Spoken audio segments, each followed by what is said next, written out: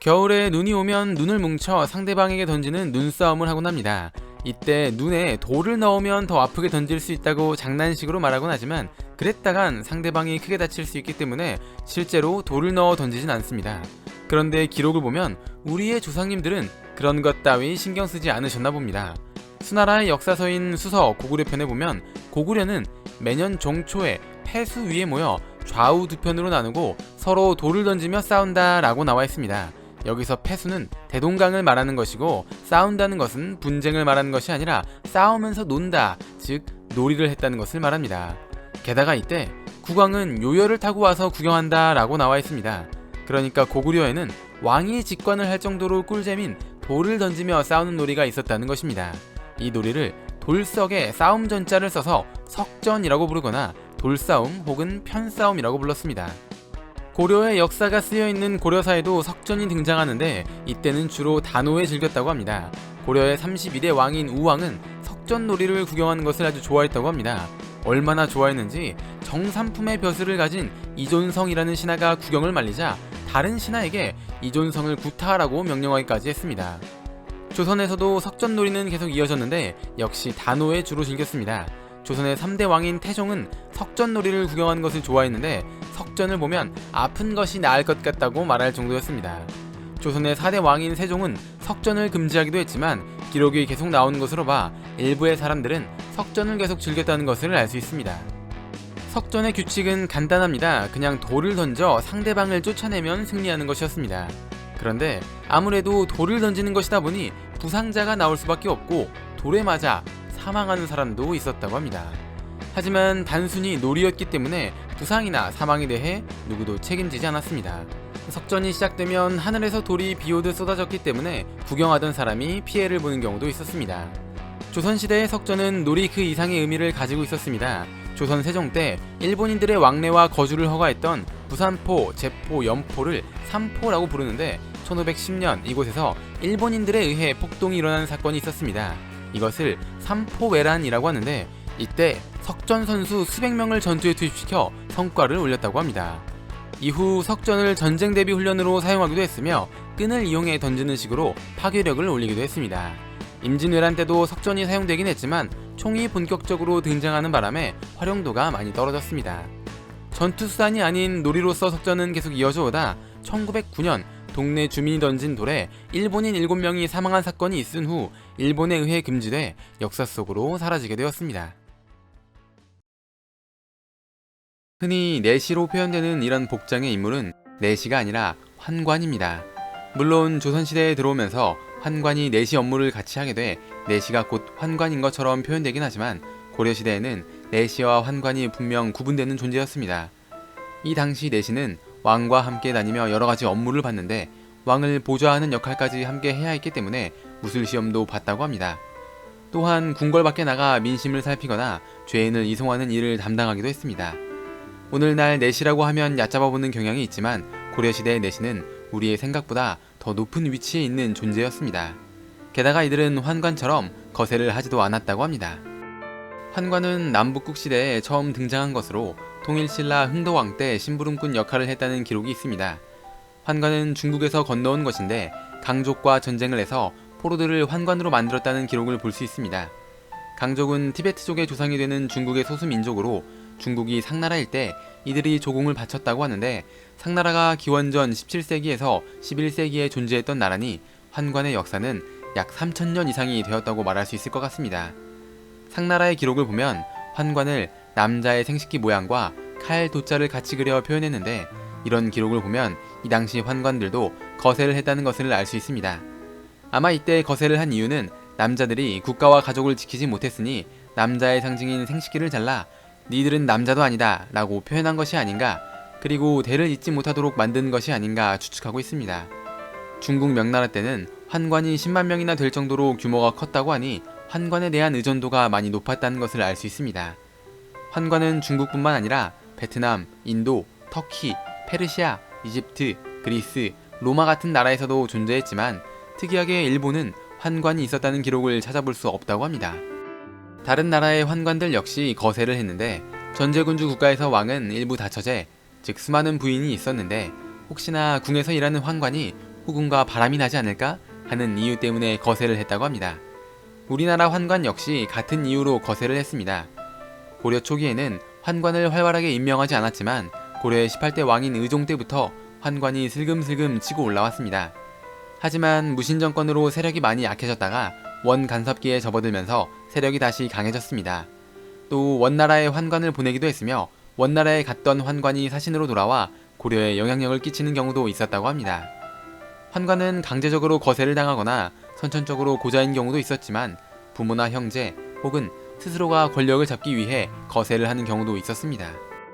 조선 초기에는 환관을 모두 없애버리려고 했지만 태조 이성계가 환관의 필요성을 깨닫고 환관과 내시부를 통합하면서 환관은 내시, 내시는 고자라는 이미지가 굳어지게 되었습니다. 조선시대 환관은 음식 만드는 것을 관리하거나 의학 처방에 관한 일을 하거나 책이나 재화를 관리하는 일처럼 궁궐에서 볼 수 있는 전반적인 업무를 주로 담당했습니다. 이것은 환관이 정치에 깊이 관여하지 못하게 하기 위함이었지만 아무래도 왕과 가장 가깝게 지내다 보니 권력을 이용해 부당한 이득을 챙기는 경우도 있었다고 합니다. 환관 중에서 가장 높은 직책인 종이품의 상선은 수라상을 관리하는 역할을 맡았습니다. 하지만 이들보다 더 큰 권력을 가진 환관이 있었으니 정사품의 대전내관이라고도 불리는 상전입니다. 왕의 명령이나 먹는 음식, 상태 같은 것들을 기록하는 것이 승정원인데 이곳에서 기록을 하는 사람들을 승지라고 불렀습니다. 그리고 승지에게 왕의 명령을 전달하는 것이 바로 정사품 환관의 역할이었죠. 또한 누군가 왕에게 보고를 할 때도 승정원을 거쳐야 했는데 승정원에서 검토를 한 뒤 곧바로 왕에게 가는 것이 아니라 승지가 다시 환관에게 전달한 뒤 환관이 왕에게 전했다고 합니다.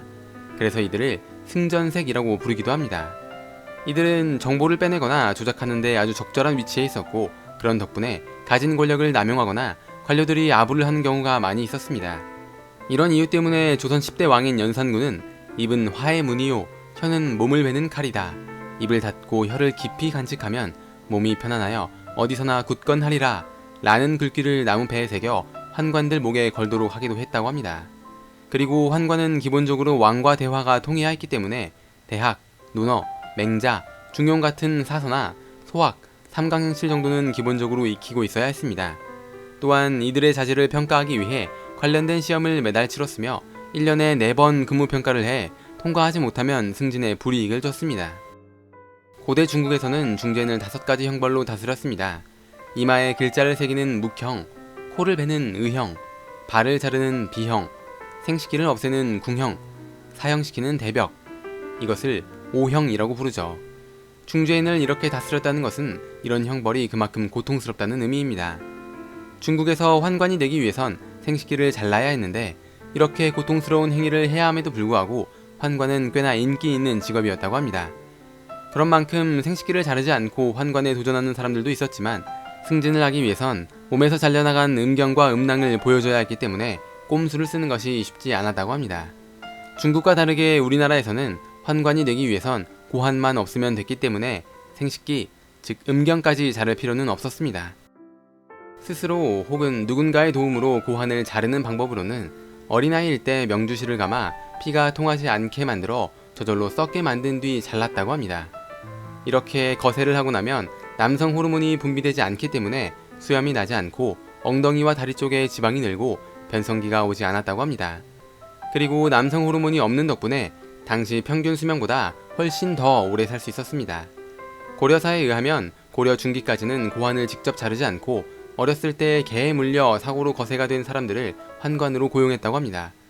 그래서 그 숫자가 많지 않았지만 환관이 되기 위해 스스로 거세를 하는 사람들이 점점 많아지자 환관의 수도 늘어나게 되었습니다. 고환이 없다고 해서 무조건 환관이 될 수 있었던 것은 아니었습니다.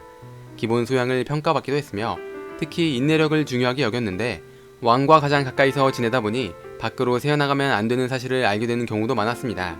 그래서 비밀을 유지하는 것이 아주 중요했는데 혹시 적군에게 잡혔을 때 고문을 당하는 상황이 나올 수도 있기 때문에 이것에 대한 테스트를 받기도 했습니다. 그리고 적군이 궁궐까지 쳐들어왔을 때 왕과 함께 빠르게 도망가야 했기 때문에 비밀 통로를 통해 왕을 업고 탈출하는 연습을 하는 경우도 있었다고 합니다. 만약 이런 시험에서 탈락한다면 환관이 되지도 못하고 평생을 고자로 살아가야 했습니다. 환관은 고환이 없어 정자가 만들어지지 않기 때문에 자식을 만들 수 없었지만 어쨌든 이들도 대를 이어야 했기 때문에 결혼을 한 뒤 아이를 입양하는 방법을 사용했다고 합니다. 때로는 일부 사대부 가문에서 권력을 잡기 위해 환관과 일부러 결혼을 시키는 경우도 있었지만 부부의 성생활이 만족스럽지 않아 이혼을 하는 경우도 있었다고 합니다. 조선의 환관은 고환이 없었기 때문에 성욕이 줄어들긴 하지만 여전히 음경은 남아있었기 때문에 발기가 가능했습니다. 당연하게도 환관은 궁궐 내에서 연애, 즉 사내 연애가 금지되어 있었지만 아무래도 어렸을 때부터 궁녀들과 가까이서 지내다 보니 연애 감정이 싹트는 경우가 있었다고 합니다. 하지만 발각되면 쫓겨나거나 사형을 당하기 때문에 이들의 연애는 몰래 이루어졌습니다. 그리고 심지어 환관과 후궁이 사랑을 나눈 경우도 있었다고 합니다. 환관은 언제나 왕 옆에서 지내기 때문에 24시간 궁궐에 있을 것으로 생각이 들지만 일부 환관을 제외하곤 출퇴근을 했습니다. 또한 다른 관료들과 마찬가지로 월급을 받았죠. 참고로 환관의 월급은 궁녀와 비슷한 수준이었습니다. 하지만 궁녀는 궁에서 살기 때문에 출퇴근을 하는 환관은 궁녀에 비해 부유한 삶은 살 수 없었습니다. 환관은 모시던 왕이 세상을 떠나면 궁궐 밖에 나와 살았으며 일을 하지 않아도 국가에서 연금을 지원했기 때문에 나쁘지 않은 노후 생활을 보낼 수 있었다고 합니다.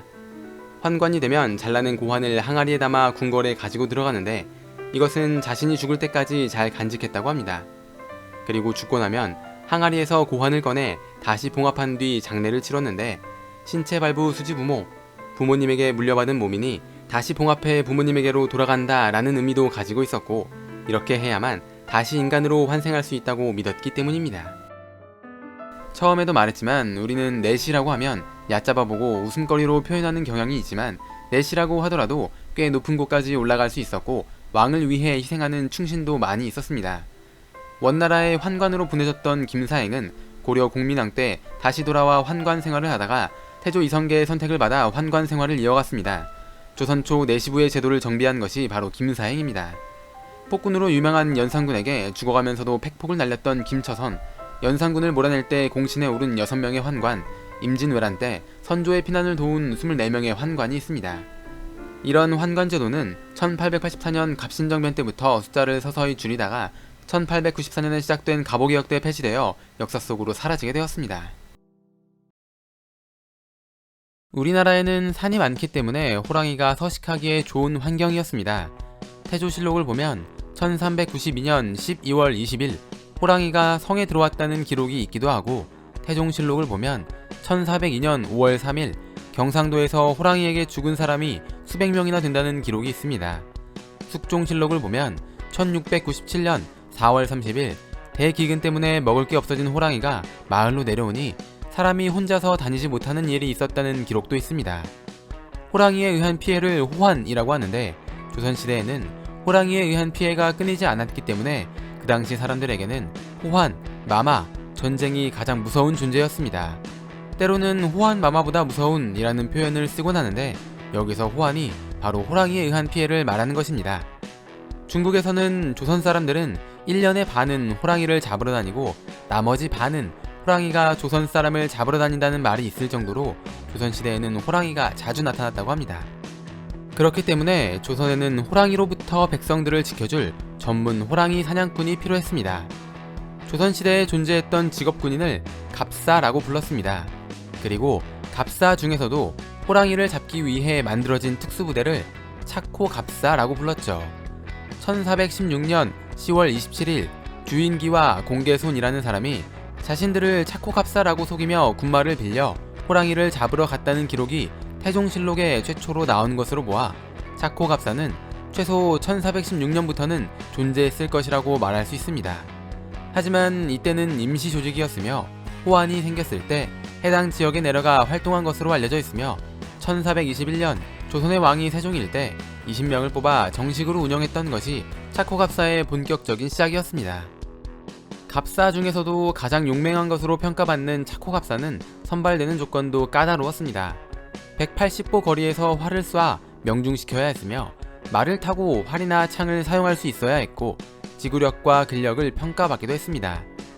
또한 일반 백성이라고 할지라도 호랑이를 직접 잡는 사람은 포상을 주거나 시험을 면제하고 착호갑사에 임명해주기도 했습니다. 그래서 주인기와 공개소는 자신들을 착호갑사라고 속이고 호랑이를 잡기 위해 군말을 빌렸던 것이죠.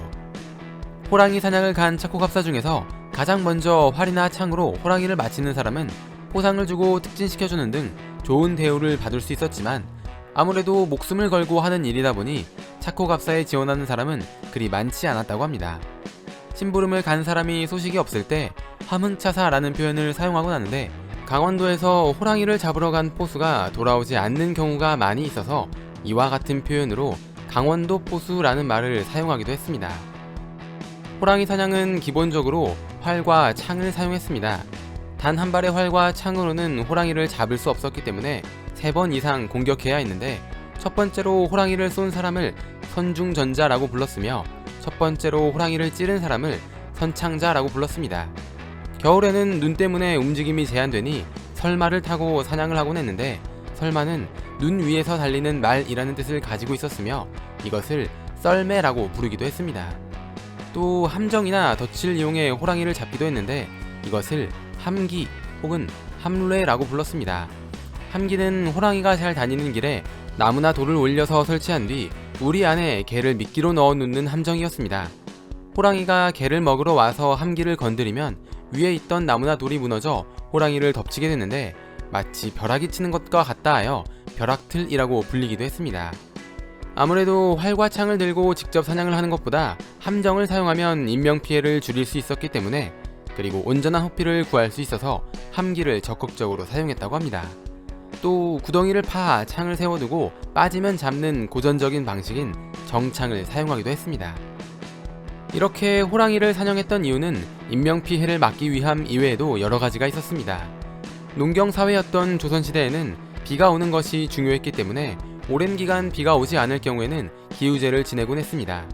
기우제는 용신에게 제사를 지내는 식으로 진행됐는데, 용이 살고 있는 곳에 호랑이 머리를 넣으면 호랑이와 용이 싸우느라 활동을 하게 되고, 용이 활동을 하게 되면 비가 온다고 믿었기 때문에 기우제를 위해서라도 호랑이를 사냥해야 했습니다. 이것을 침호두라고 말하기도 합니다.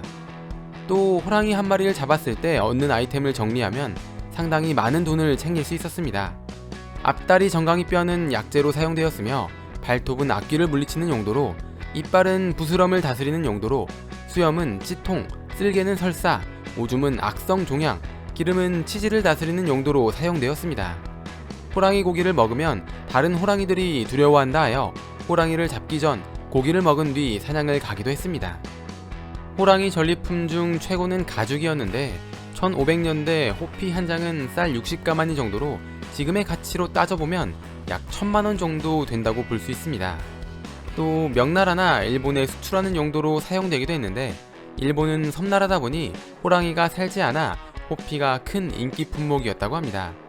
호피는 부의 상징으로 사용되기도 했는데, 높으신 분들의 초상화를 보면 의자 가죽이 호피로 되어 있는 것을 볼 수 있습니다. 그리고 결혼을 할 때 가마 위에 호피를 얹기도 했는데, 부를 과시하는 것 이외에도 여우 같은 여자가 자신의 남편을 유혹하는 것을 방지하는 용도로 사용되기도 했다고 합니다. 때로는 호피가 아닌 표범의 가죽인 표피를 사용하기도 했는데, 놀랍게도 이 당시에는 호피보다 표피가 더 높게 평가되었습니다. 표범은 재빠르고 나무를 타기 때문에 잡기 어렵기도 했고, 중국에서 더 귀한 물건으로 취급했기 때문입니다. 이런 이유 때문에 차코갑사가 되지 않고 호랑이를 잡는 민간 사냥꾼이 늘어나게 됐고, 임진왜란 이후 조총이 들어오면서 호랑이 사냥 난이도가 내려가게 되었습니다. 일본의 가토 기요사마라는 장수는 임진왜란 때 조선에 들어와 호랑이 사냥을 즐기기도 했다고 합니다. 당시 도요토미 히데요시가 불임이라는 설이 있었는데, 호랑이 고환이 불임 치료에 좋다는 이야기를 듣고 호랑이를 사냥해 도요토미 히데요시에게 바쳤다고 합니다. 이렇게 마구잡이로 호랑이를 사냥하다 보니 숫자가 점점 줄어들게 됐고, 민간 사냥꾼이 차코갑사의 역할을 대신하다 보니 차코갑사는 딱히 할 일이 없게 되어 자연스럽게 역사 속으로 사라지게 되었으며, 일제강점기 때 일본이 조선의 호랑이를 멸종시키면서 우리나라에 살고 있는 호랑이 역시 역사 속으로 사라지게 되었습니다. 옛날 옛적에 호랑이 담배 피던 시절에 우리가 듣던 전래동화는 보통 이런 식으로 시작합니다. 전래동화뿐만 아니라 아주 먼 과거의 일을 이야기할 때 주로 사용하는 표현이기도 하죠. 그런데 호랑이 담배 피던 시절은 진짜로 호랑이가 담배를 피웠을까요? 호랑이가 담배를 입에 물고 불을 붙이고 인생이 쓰다. 이런 식으로 담배가 처음 들어왔을 땐 담배를 피운다고 하지 않고 담배를 먹는다고 말했습니다. 우리나라의 고전소설인 춘향전을 보면 담배를 먹었다라는 표현이 나오기도 하고, 전래농요 맴맴에는 고추 먹고 맴맴 달래 먹고 맴맴이라는 가사가 있는데, 이때 달래 먹고 맴맴은 원래 담배 먹고 맴맴인데 교과서에 실기 위해 담배를 달래로 바꿨다고 합니다. 국어사전에서 먹다라는 단어를 찾아보면 담배나 아편 따위를 피우다라는 예문이 나오기도 합니다. 그렇기 때문에 호랑이 담배 피던 시절은 호랑이 담배 먹던 시절이라고 말할 수도 있죠. 캣닙이라는 식물은 고양이과 동물이 굉장히 좋아하는 것으로 알려져 있습니다. 캣닙을 먹거나 몸에 문지르면 마치 술을 마시거나 마약을 한 것처럼 해롱해롱하기도 하는데, 호랑이 역시 고양이과 동물이기 때문에 캣닙을 아주 좋아한다고 합니다. 과거에는 캣닙을 말아 담배처럼 피우기도 했습니다. 이것을 종합해보면 실제로 호랑이는 담배를 먹는다고, 담배를 핀다고 말할 수 있을 것 같습니다. 담배는 만 19세 이상인 사람만 구매하고 피울 수 있습니다. 하지만 담배가 처음 들어왔을 때는 성인은 물론 어린아이들도 어떠한 제재 없이, 심지어 신분에 상관없이 자유롭게 담배를 피웠습니다. 그러나 시간이 갈수록 양반들은 이것에 불만을 가졌습니다. 자신보다 낮은 신분을 가진 사람들이 자신들과 똑같이 담배를 핀다는 것은 있을 수 없는 일이라고 생각했죠. 당시에는 담뱃대를 이용해 담배를 피웠는데, 양반들은 담뱃대를 금으로 만들거나 아주 길게 만들어 자신의 신분이나 재력을 표현했습니다. 담뱃대가 길어지면 혼자서는 불을 붙일 수 없었는데, 이것은 불을 붙여줄 하인이 따로 있다는 뜻이었습니다. 또 신분이 낮은 사람은 신분이 높은 사람 앞에서 담배를 피우면 안 된다는 규칙이 만들어지기도 하면서 담배에 대한 차별이 시작되었습니다. 신분이 낮은 사람은 당연히 이런 차별이 불편할 수밖에 없었고, 과거 자유롭게 담배를 피던 시절을 그리워했습니다.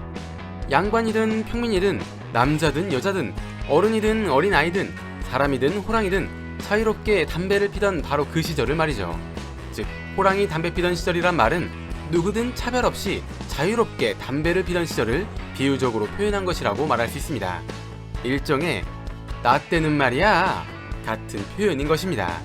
그렇다면 호랑이 담배 피던 시절은 도대체 얼마나 과거인 것일까요? 말만 들었을 땐 굉장히 오래전일 것 같지만 사실 생각만큼 그리 오래되진 않았습니다. 우리나라에 담배가 들어온 것은 1950년대 임진왜란 전후인 것으로 추측하고 있습니다. 그렇기 때문에 호랑이 담배 피던 시절은 아무리 오래됐어도 임진왜란 전후라고 생각해 볼 수 있을 것 같습니다. 여보세요라는 표현의 뜻은 정확하게 나와 있지 않지만, 여보세요에서 여보는 여기보다의 줄임말인 것으로 추측하고 있습니다. 즉, 여보라는 뜻은 여기 내가 있으니 좀 봐달라는 뜻으로 해석해 볼 수 있죠. 부부 사이에 서로를 부를 때 여보라는 호칭을 쓰는 경우가 있는데, 이때 사용하는 여보 역시 같은 뜻으로 사용되는 단어입니다. 지금은 누군가를 부를 때 저기요 라는 표현을 사용하지만, 과거에는 여보시오 하고 부르곤 했습니다. 사극을 보면 높은 사람이 낮은 사람을 부를 때 여봐라 라는 표현을 사용하는데, 이건 역시 내가 여기 있으니 여기를 봐라 라고 말하는 표현입니다. 우리나라 최초의 전화는 1896년 경복궁에 설치된 자석식 교환기입니다. 1902년 이후에는 일반인들도 사용할 수 있는 전화가 개통되었습니다. 지금이야 스마트폰이 많이 보급화되면서 전화 사용을 당연하게 생각하고 있지만, 전화가 처음 들어왔을 때는 이런 기계로 멀리 떨어져 있는 사람과 이야기를 할 수 있다는 것이 너무 신기하고 놀라웠을 것입니다. 눈앞에 누군가가 보이는 것은 아니지만 설레는 마음으로 전화를 잡고 그 누군가를 부르기 위해 첫마디를 던져야 했죠. 안녕하세요 라는 표현은 하나의 인사말로 자리 잡고 있지만, 과거에는 자주 사용되던 표현이 아니었다고 합니다. 안녕하세요가 언제부터 주로 사용되었는지 정확하게 알 순 없지만, 보릿고개나 다른 나라의 침입이 많았던 때에 사용한 것으로 추측하고 있습니다. 즉, 지금처럼 단순한 인사말이 아니라 어젯밤에는 별 탈 없었느냐고 물어보는 표현이었습니다. 그래서 누군가를 부를 때 자주 사용하던 여보시오를 사용한 것이고, 시간이 지나 여보시오가 여보세요가 됐고, 이 표현이 굳어져 전화를 할 때 여보세요라고 말하게 된 것입니다. 지금은 이런 밥을 물마른 밥이라고 말하지만, 과거에는 이 밥을 수반이라고 불렀습니다. 언제부터 밥에 물을 말아 먹었는지 정확하게 알 순 없지만, 고려시대 문신 이색이 쓴 책 목은시고에 보면 이런 시가 나옵니다. 한더위에 가난한 살이 물에 밥 말면서 얼린 생선 말린 것이 매양 생각나는데, 가을에 얻어먹어도 역시 좋기만 하군. 긴 허리 살살 씹으며 짧은 시를 읊노라. 그렇기 때문에 물마른 밥은 최소 고려시대부터는 시작됐을 것이라고 추측해 볼 수 있습니다. 또 모근시고에는 이색이 여러 제추 기로들을 찾아다니고 마침내 계림의 이정당 집을 찾아가서 수반을 먹었다는 내용도 있는데, 여기서 제추는 고위 벼슬아치를 뜻하고 기로는 은퇴한 벼슬아치를 뜻합니다. 그러니까 이정당이라는 고위 벼슬아치가 찾아온 손님에게 수반, 즉 물마른 밥을 대접했다는 내용이 있으니 이 당시 물마른 밥은 꽤 괜찮은 음식이었고 그 가치는 지금보다 더 높았다고 볼 수 있습니다. 조선왕조실록을 보면 1470년 5월 29일에 수반에 대한 기록이 나오는데, 각전의 낮수라에는 단지 수반만 올리게 하라 라고 명령을 내렸다고 합니다. 여기서 각전은 왕과 왕비가 거처하는 곳을 말하는데, 이곳에 물마른 밥을 올렸다는 것은 고려시대와 마찬가지로 물마른 밥이 꽤 높은 평가를 받았다고 생각할 수 있습니다. 그런데 이때 먹은 수반은 다른 의미를 가지고 있었습니다. 1470년 조선의 왕이 성종일 때 다른 때보다 비가 많이 오지 않아 가뭄이 심하게 들었었습니다.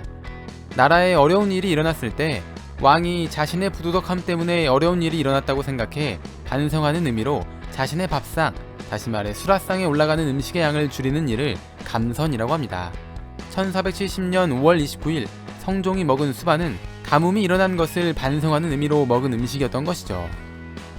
1470년 7월 8일에는 비가 많이 왔음에도 성종이 수반을 먹었는데, 신하들이 건강을 생각해 다른 음식을 먹을 것을 청하자 수반을 먹는 것은 가뭄이 아니라 더워서 먹는 것이다 라고 했습니다. 즉 수반은 반성의 의미뿐만 아니라 열을 내리는 용도로 사용되기도 했던 것입니다. 또 왕이 아플 때 수반을 먹었다는 내용도 여럿 있는 것으로 봐 왕이 기력이 없을 때 대접하는 음식으로도 사용되었다고 볼 수 있습니다. 지금의 물마른 밥은 영양가도 부족하고 볼품없기 때문에 높은 평가를 받고 있지 못하지만, 과거에는 꽤 많은 의미를 가지고 있었고 지금과 같이 독특한 끌림이 있었다는 것은 부정할 수 없을 것 같습니다. 어떤 위험으로부터 발을 보호하기 위해, 그리고 발을 따뜻하게 유지하기 위해 우리는 신발을 신습니다. 지금은 여러가지 신발 종류가 생겨났고 신발을 전문적으로 만드는 브랜드도 많이 존재하지만, 과거에는 집신이 가장 대표적인 신발이었습니다. 집신은 주로 벼의 줄기인 볏짚을 이용해 만드는데, 농경사회였던 조선시대는 벼를 많이 재배했기 때문에 볏짚은 주변에서 보기 아주 흔한 것이었고 만들기도 쉬워서 가격도 저렴한 신발이었습니다. 물론 신분마다 집신의 모양 차이가 나긴 했지만 남녀노소 신분을 가리지 않고 모두가 집신을 신던 때였죠.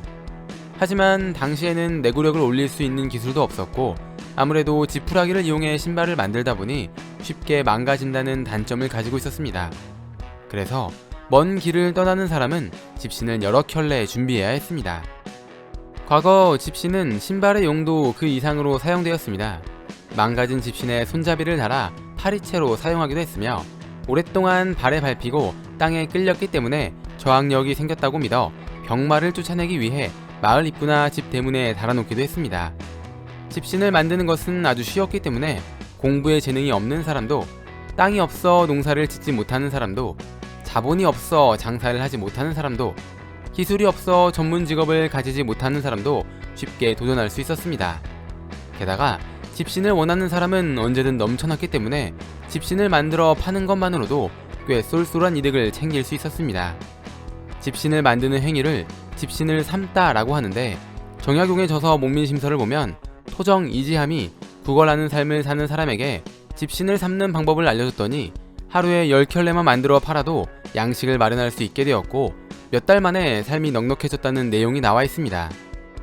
집신 장사를 하는 사람 중 송세흥이라는 사람은 3살쯤 버려진 뒤 송씨성을 가진 사람에게 키워졌는데, 낮에는 품팔이를 하고 밤에는 집신을 삼았다고 합니다. 그는 후추를 눈에 발라 잠을 쫓으면서까지 집신을 만드는 것에 열중했습니다. 그리고 속세를 떠나는 것이 더 좋겠다는 생각에 승려가 되어버렸고 절에서도 집신 만드는 것을 멈추지 않았습니다. 10년쯤 지나 결혼할 나이가 되자 절에서 나왔는데, 이때 그가 가지고 있던 돈은 수천냥 정도로 지금의 가치로 따지면 천냥이 7천만원 정도 된다고 하니 그의 재산은 수억원 정도 된다고 생각할 수 있습니다. 하지만 안타깝게도 결혼 이후 아내가 일찍 세상을 떠나버렸고 다시 돈을 모으기 위해 그는 아들과 함께 절로 들어가 또다시 집신을 삼았습니다. 그리고 10년쯤 지난 뒤 이번에는 아들이 결혼할 나이가 됐을 때 절에서 나왔는데 이때는 밭을 사 부처님께 드린 뒤 나왔다고 합니다. 송세흥은 이제 마을에서 알아주는 부자가 되었고 아들과 함께 집신을 삼았을 테니 그의 재산은 수십억 원 정도 되지 않았을까 추측하고 있습니다. 그는 절에서 나온 뒤로도 집신을 계속 삼았으며 별다른 질병 없이 98세까지 살다 세상을 떠났다고 합니다. 집신을 팔아 부자가 된 송세흥의 삶은 1801년부터 유배 생활을 하며 일상을 기록했던 심노승의 책인 남천일록에 쓰여 있습니다. 부산 기장군 기장읍 동부리에는 물이 맑아 청강이라 불리는 강이 하나 있다고 합니다. 과거 이곳에는 나무로 된 다리가 있었는데 매년 홍수가 나 떠내려가는 문제가 있었습니다.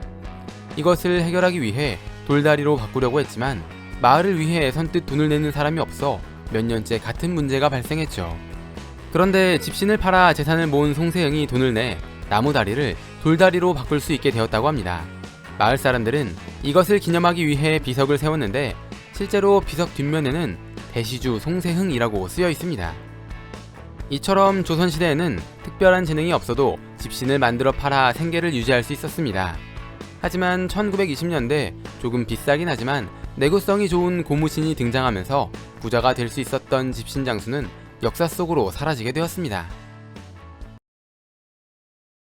1470년의 조선은 이상하게 다른 때보다 비가 많이 오지 않아 가뭄이 심하게 들었던 때였습니다.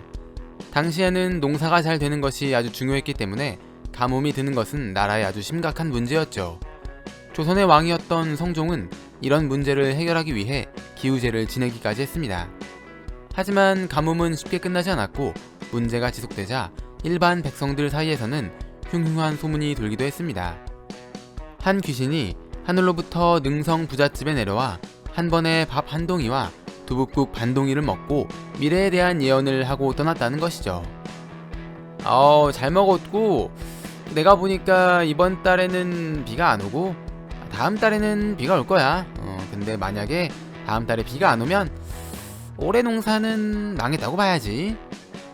그리고 귀신은 임진년, 갑신년, 신유년에 태어난 사람들은 모두 올해 죽을 것이라는 예언도 덧붙였습니다. 이 귀신은 입은 3개인데 머리는 하나만 있다고 해서 삼구일두기라고 불리기도 했습니다.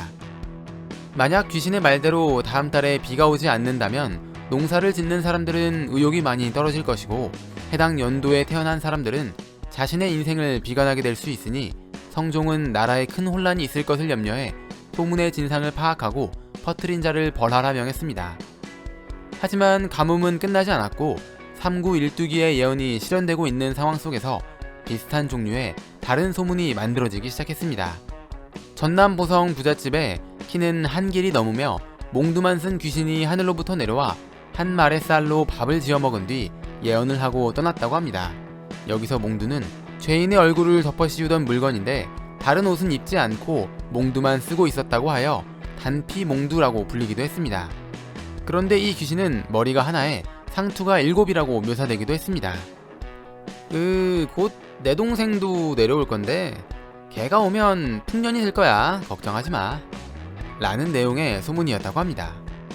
또 다른 소문으로는 명나라 원광사에 3년 전에 죽은 149살 스님이 있었는데 이 스님의 혼이 와서 올해에는 바람과 비가 몹시 심해 악한 사람은 다 죽을 것이고 올해와 내년에 전염병이 돌고 전쟁이 일어나 집은 있지만 사람이 없어 농사를 짓지 못할 것이고 9 여자가 한 지아비와 함께 살며 10집이 한 마리의 소를 함께 부리며 집에는 연기가 끊어지고 곡식은 쌓아두고 먹을 것이 없다 라고 했다고 합니다.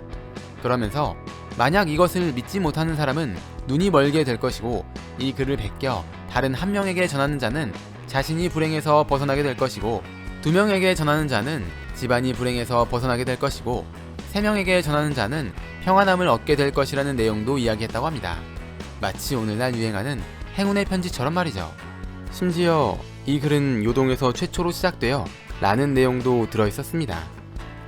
이 사건은 소문을 낸 사람들이 붙잡혀 곤장을 맞고 노비가 되는 벌을 받으며 마무리됐습니다. 하지만 정말 그 사람들이 최초로 소문을 낸 것이 맞는지 냈다면 무슨 목적으로 낸 것인지는 아직 의문으로 남아있습니다. 이런 내용은 왕의 귀에 전달되기도 했고 조선왕조 실록에 남아있는 것으로 봐서 그 당시 사람들도 행운의 편지 때문에 꽤 많은 고통을 받았다는 것을 생각해 볼 수 있을 것 같습니다. 과거에는 지금처럼 칫솔과 치약을 이용해 양치를 하지 못했지만 어쨌든 이를 가지고 있었기 때문에 지금과 다른 방법으로 양치질을 했습니다. 고대 이집트에서는 계란이나 굴 껍데기를 갈아 이를 닦았고 고대 로마에서는 오줌을 이용해 이를 닦았다고 합니다. 이때는 칫솔이 없었기 때문에 손가락을 이용해 양치를 하지 않았을까 추측하고 있습니다. 이후 시간이 흘러 그럴듯한 모습의 칫솔이 만들어지기 시작했습니다. 동물 뼈나 나무에 돼지털을 박아 만들기도 했으며 좀 더 부드러운 말의 털을 이용해 만드는 경우도 있었다고 합니다. 우리나라에서는 살균 효과가 있다고 알려진 버드나무 가지를 이쑤시개처럼 만들어 치아 사이에 낀 음식물을 빼내는 형식으로 양치질을 했습니다. 버드나무의 가지를 양지라고 부르는데 과거에는 버드나무를 이용해 양치질을 하는 것을 양지질이라고 불렀습니다. 이후에 이 단어가 전해져 내려오다가 지가 치로 바뀌었고 이런 행위를 양치질이라고 부르게 되었다는 이야기가 있습니다. 하지만 버드나무는 왕과 양반만 사용할 수 있었습니다. 그래서 일반 평민들은 지푸라기를 이용해 칫솔처럼 만들어 사용하기도 했고 소금을 이용해 양치질을 했습니다. 지금은 소금을 구하는 것이 어렵진 않지만 과거에는 소금은 아주 귀하고 비싼 물건이었습니다. 그래서 돈이 없는 일부 사람들은 소금이 아니라 모래를 이용해 양치를 하기도 했습니다. 요즘 만들어지는 모든 치약이 그런 것은 아니지만 치약의 성분으로는 연마제, 불소, 향료, 보존제가 있습니다. 여기서 연마제는 이에 붙어있는 플라크나 이물질을 제거하는 역할을 하는데 그 당시 모래가 바로 연마제의 역할을 했던 것이죠. 이때 너무 굵은 모래를 쓰면 잇몸이 상하거나 이가 손상될 수 있어 고운 모래를 사용했다고 합니다. 1876년 강화도 조약 이후 서양에서 만든 칫솔과 치약이 들어오게 되면서 양치질에 대한 방법이 현대처럼 바뀌긴 했지만 여전히 돈이 없는 사람들은 지푸라기나 모래를 이용했습니다. 앞에서도 말했던 것처럼 1950년대 락키 공업사에서 럭키 치약이라는 치약을 만들어내면서 많은 사람들이 지금과 같은 양치질을 할 수 있게 되었습니다. 무언가 하려고 하는 일에 큰 돈이 필요할 때, 그런데 나는 그렇게 큰 돈을 가지고 있지 않을 때 돈을 더 많이 가지고 있는 사람에게 돈을 빌리곤 합니다. 이것을 대출 혹은 사채라고 말하는데 은행에서 돈을 빌리면 대출이라고 표현하고 대부업체나 불법 사업체에서 돈을 빌리면 사채라고 표현합니다. 대출이든 사채든 중요한 건 이자가 얼마나 되느냐입니다. 현재 우리나라의 대출 이자율 평균은 5% 정도 된다고 합니다. 대부업체의 경우 업체마다 다르지만 법정 최고 이자율인 20%를 넘길 수 없습니다. 하지만 불법 사업체의 경우엔 20%를 훨씬 넘어섭니다. 조선시대에도 돈을 빌려주고 이자를 받는 행위가 있었습니다. 이 사업을 급채, 방채, 흥리라고 부르기도 했는데 가장 많이 사용된 말은 식리라고 합니다. 그래서 관련된 사업을 하는 사람을 식리인이라고 부르기도 했죠. 조선에서는 식리가 엄청나게 유행했습니다. 나라에서 직접 사업을 하는 것뿐만 아니라 고위 관직들, 양반들, 심지어 스님들까지 돈을 좀 가지고 있다 하면 너도 나도 식리에 뛰어들었는데 오히려 지금보다 훨씬 더 많은 사람들이 관련된 사업을 했다는 이야기가 있을 정도입니다. 나라에서 하는 식리는 공채라고 불렀으며 개인이 하는 식리는 사채라고 불렀습니다. 이때 공채는 일반적으로 이자율이 20%, 사채는 이자율이 50%였다고 합니다. 식리의 이자를 이식이라고 했는데 50%가 넘어가는 이자는 장리라고 부르기도 했습니다. 이자율 50%도 말도 안 되는 수준이지만 일부의 식리는 이자율이 무려 100%였습니다. 만약 내가 10,000원을 빌리면 갚아야 할 돈은 20,000원이 되는 셈이죠. 게다가 1년 뒤에는 원금과 이자를 합쳐 이자를 계산하기도 했습니다. 나는 10,000원을 빌렸는데 40,000원을 갚아야 하는 상황이 되는 것입니다. 그러다 보니 빌려준 사람과 빌린 사람 간에 크고 작은 다툼이 발생하기도 했는데 심하게 괴롭히거나 채찍으로 때리기도 했으며 살인을 하는 경우도 있었습니다. 심지어 살인을 한 뒤 시체를 다른 곳에 버리고 그 사람이 자살한 것처럼 꾸미기도 했습니다. 식리인의 횡포에서 벗어나기 위해 돈을 갚으려 도둑질을 하는 사람들도 있었습니다. 그래서 나라가 직접 이자율을 정해주기도 했는데 왕이 누구냐에 따라 다르게 책정되었습니다. 조선의 4대 왕인 세종은 공채의 이자가 3%를 넘지 못하도록 했으며 19대 왕인 숙종과 21대 왕인 영조는 공채 사채 구분 없이 모두 20%를 넘지 못하도록 했습니다. 조선 전기에는 이자가 아무리 쌓여도 원금을 넘지 못하게 하는 법이 있었는데 이것을 일본 일리 혹은 자모상모라고 합니다. 조선 후기에는 3년까지만 이자를 받고 그 이후에는 이자를 받지 못하게 하는 법도 있었습니다. 하지만 이런 것들이 언제나 지켜지는 것은 아니었죠. 대한제국 때에는 법으로 정한 최고 이자율은 20%였고 일제강점기 때에는 금액마다 달랐지만 20에서 30%였습니다. 외환위기가 발생했을 때에는 잠시나마 이자 제한을 폐지했고 2002년 다시 이자 제한을 부활시키면서 현재까지 이어지고 있습니다. 1년 내내 비가 오지 않는다면 어떨까요? 단순하게 생각하면 우산을 챙겨야 하는 번거로움도 없고 습기가 많은 찝찝한 날을 겪지 않아도 돼서 좋을 것 같습니다. 하지만 비가 오지 않으면 식물이 자라지 않기 때문에 곡식이나 과일을 먹을 수 없습니다. 식물이 없으면 동물들도 굶어 죽기 때문에 육식도 하지 못하죠. 이렇게 흉년으로 식량이 부족한 상황을 기근이라고 합니다. 지금이야 쌓아놓은 식량도 많고 과학이 많이 발전해서 어느 정도는 비가 오지 않아도 식물이 자랄 수 있습니다. 그런데 자연에만 의지해야 했던 과거라면 어떨까요? 1670년대 조선에서 이상기후 현상 때문에 조선 인구의 10분의 1이 사망하는 사건이 있었습니다. 관리들의 부정부패나 다른 나라의 침략이 아니라 대기근으로 말이죠. 조선에서 발생한 대기근은 경술년인 1670년에서 신해년인 1671년 사이에 발생했기 때문에 경신대기근으로 불리고 있습니다. 당시 조선의 상황은 나라가 망해버렸다고 해도 과언이 아닐 정도로 끔찍한 사건이 연속해서 일어났다고 합니다. 심한 경우 먹을 게 전혀 없어 사람들은 인육을 먹었지만 이들을 처벌하지는 못했습니다.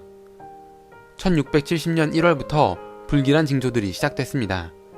유성이 많이 보이고 운석이 떨어지는 곳도 있었는데 이들의 영향으로 우주먼지가 많이 발생했습니다. 먼지가 태양을 가려 낮이지만 어둡고 추운 날이 계속됐습니다. 그리고 햇무리와 달무리가 매일같이 관측됐는데 이들은 원래 하늘에 구름이 많이 있으면 관측되는 것으로 다음날에 비가 온다고 예상했습니다. 하지만 이 당시 관측된 햇무리와 달무리는 구름이 아닌 먼지에 의한 것이었죠. 전라도에선 지진이 발생하기도 했으며 충청도와 평안도에서 시작된 전염병은 6월에 들어 전국적으로 확산돼 많은 사람들이 죽었습니다. 3월에는 모내기를 해야 했지만 비가 오지 않아 모내기를 할 수 없었고 상황이 심각하게 돌아간다고 생각해 조선의 18대 왕인 현종의 명에 의해 기우제를 지냈습니다. 하지만 내리라는 비는 내리지 않았고 눈이나 우박이 내려 곡식에 싹이 죽고 자라고 있던 식물들이 피해를 봤습니다. 눈이 내리면 식물들은 아직 겨울이라고 생각해 싹을 틔우지 않거나 이미 싹이 나온 식물이라면 얼어 죽게 됩니다.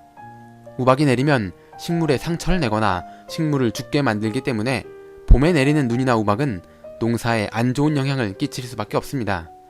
그런데 이 우박이 잠깐 내린 것이 아니라 4월, 5월에도 내렸고 심지어 6월에도 내렸다는 기록이 있습니다.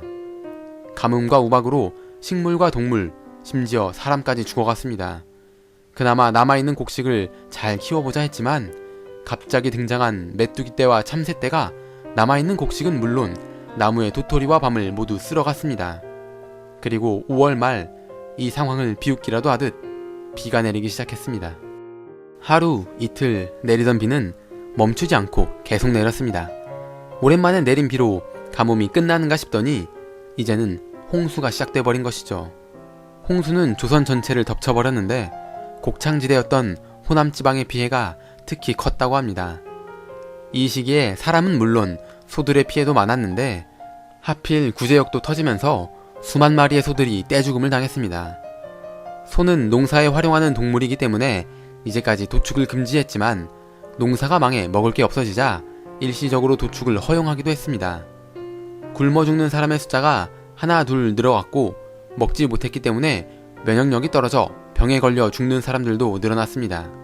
전염병도 계속되고 있어서 시간이 지나면서 나아지기는커녕 상황이 더욱 악화되고 있었죠.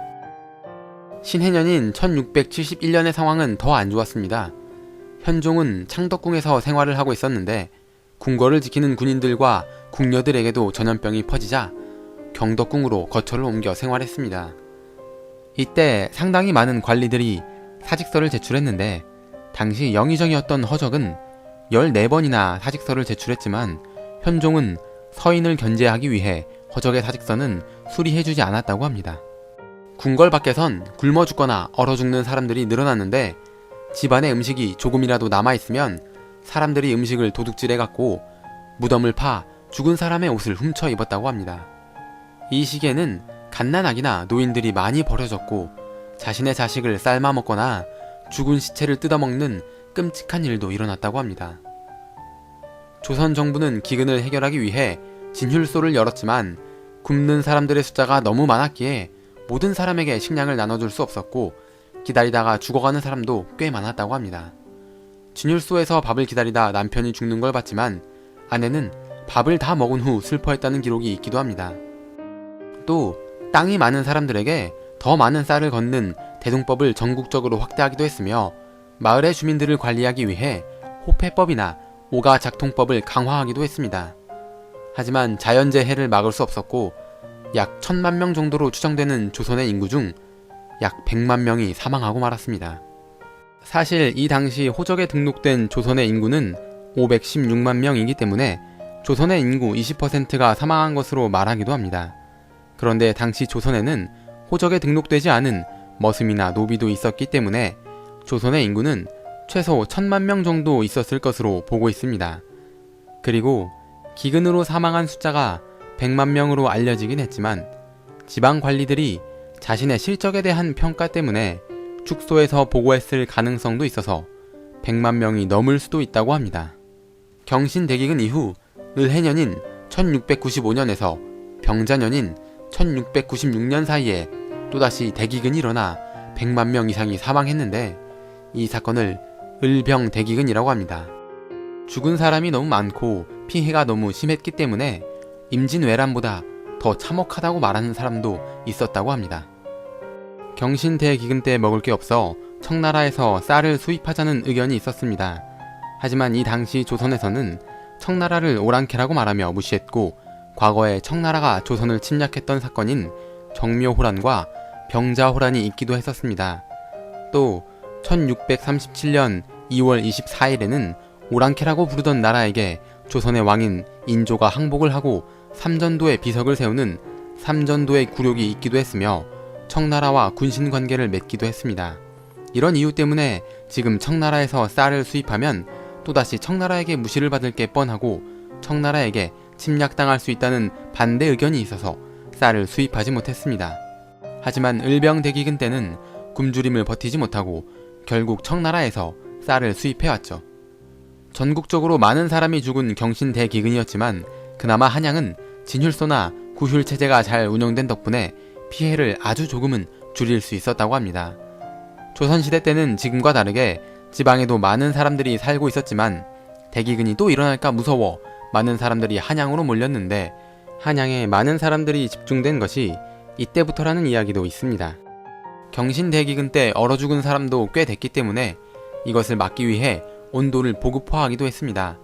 당시 온돌은 만드는데도 유지하는데도 많은 돈이 들기 때문에 양반들만 사용했었지만 대기근 이후 때마침 값싼 온돌이 발명된 덕분에 온돌을 보급화할 수 있었습니다. 그런데 온돌이 보급화되면서 많은 사람들이 나무 땔감을 사용하는 바람에 대부분의 산이 나무가 하나도 없는 민둥산이 되기도 했다고 합니다. 대기근 이후 사람들은 비교적 미개척지였던 만주 쪽으로 향했는데 이것 때문에 조선과 청나라의 영토 분쟁이 일어났고 국경을 정하기 위해 1712년 백두산 정계비가 세워지는 일도 있었습니다. 경신대기근과 을병대기근의 원인이 되었던 이상기후현상은 조선뿐만 아니라 13세기 초부터 17세기 말까지 세계 곳곳에서도 나타났습니다. 알프스의 빙하가 확장돼 목초지가 줄어들기도 했으며 폴란드는 대홍수를 겪었고 영국의 템스강이 얼어붙기도 했으며 중국의 감귤 농사가 망하는 일도 있었다고 합니다. 그래서 이 시기를 소빙하기라고 부르기도 하죠. 소빙하기는 태양의 활동이 감소해 흑점이 줄어들고 그로 인해 지구로 들어오는 태양열이 평소와 같지 않아 지구의 온도가 1도 낮아진 시기를 말합니다.